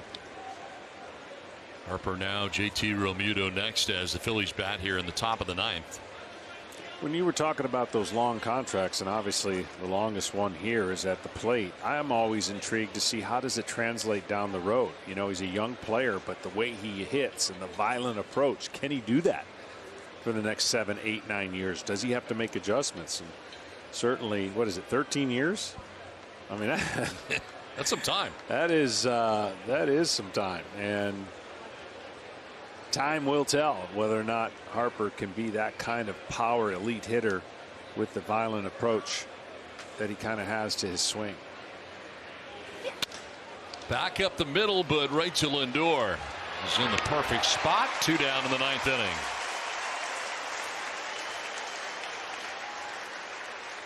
Talking about long contracts.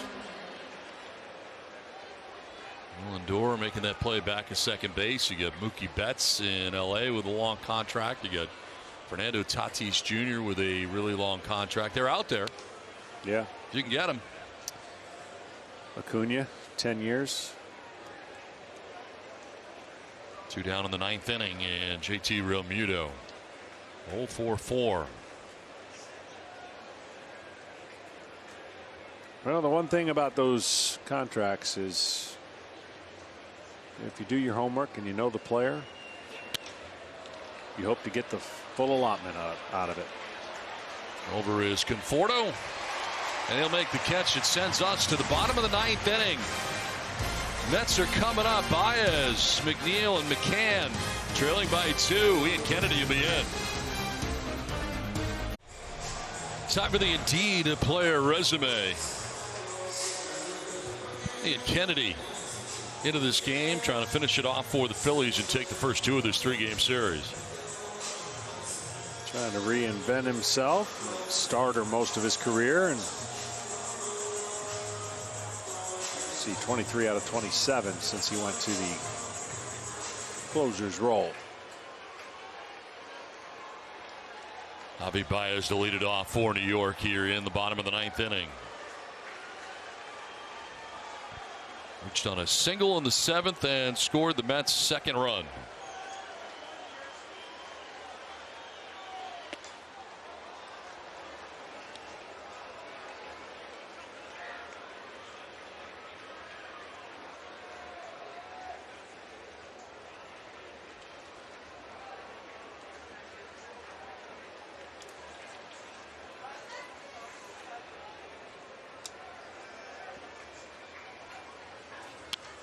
Foul back, and it's 0-2. And Kennedy finished off last night's game for the Phillies, trying to do the same in game 2.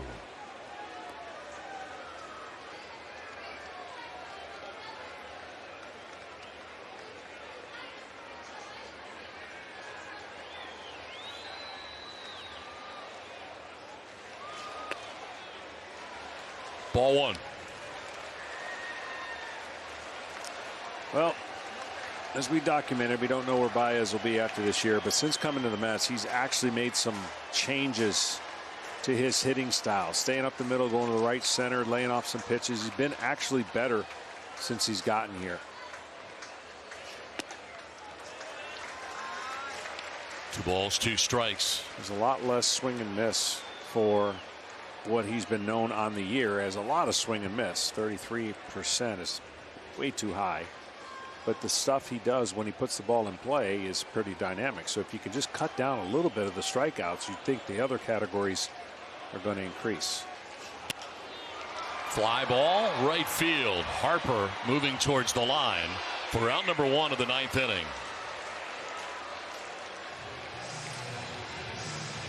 One down in the 9th, and that'll bring up Jeff McNeil. 1 for 3 night for the Mets left fielder. He singled to center, grounded to second, and lined out to left.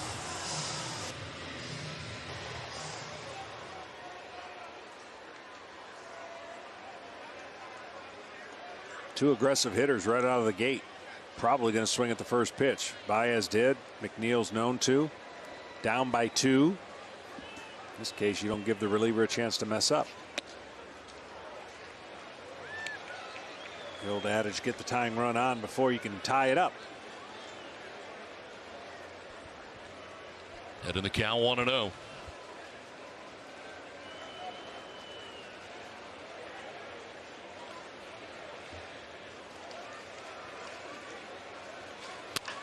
On the ground down the first baseline, a fair ball, and Miller will tag the bag. 2 down in the 9th inning. See, that's a bad at bat. And this is a guy that's a hit. I mean, I really think he's going to hit in his career, but that was a bad at bat down by 2 to look off balance and hit a weak ground ball.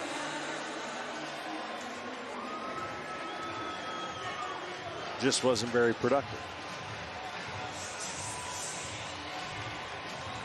Kevin Pillar off the bench and a pinch hit with 2 down in the 9th inning.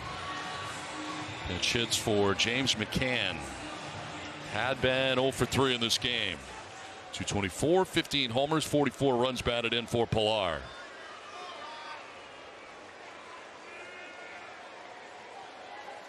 Trying to find a way to bring the tying run to the plate here for the Mets in the 9th.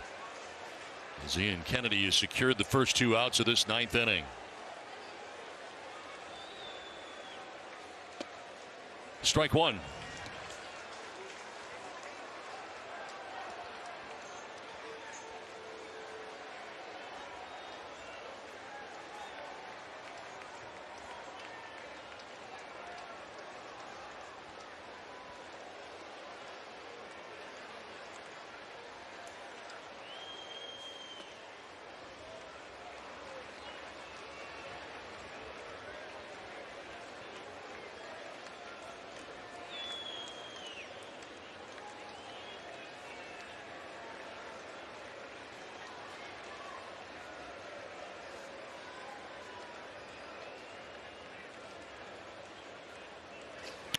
Pillar lifts a fly ball to shallow right. Harper coming in, and he'll make the catch. It ends this game.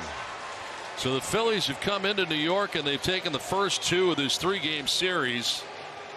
They win tonight behind the strength of a couple of big home runs by Gene Segura and a huge 2-run double for Bryce Harper. The standings now have the Phillies game and a half back of the Braves in the East.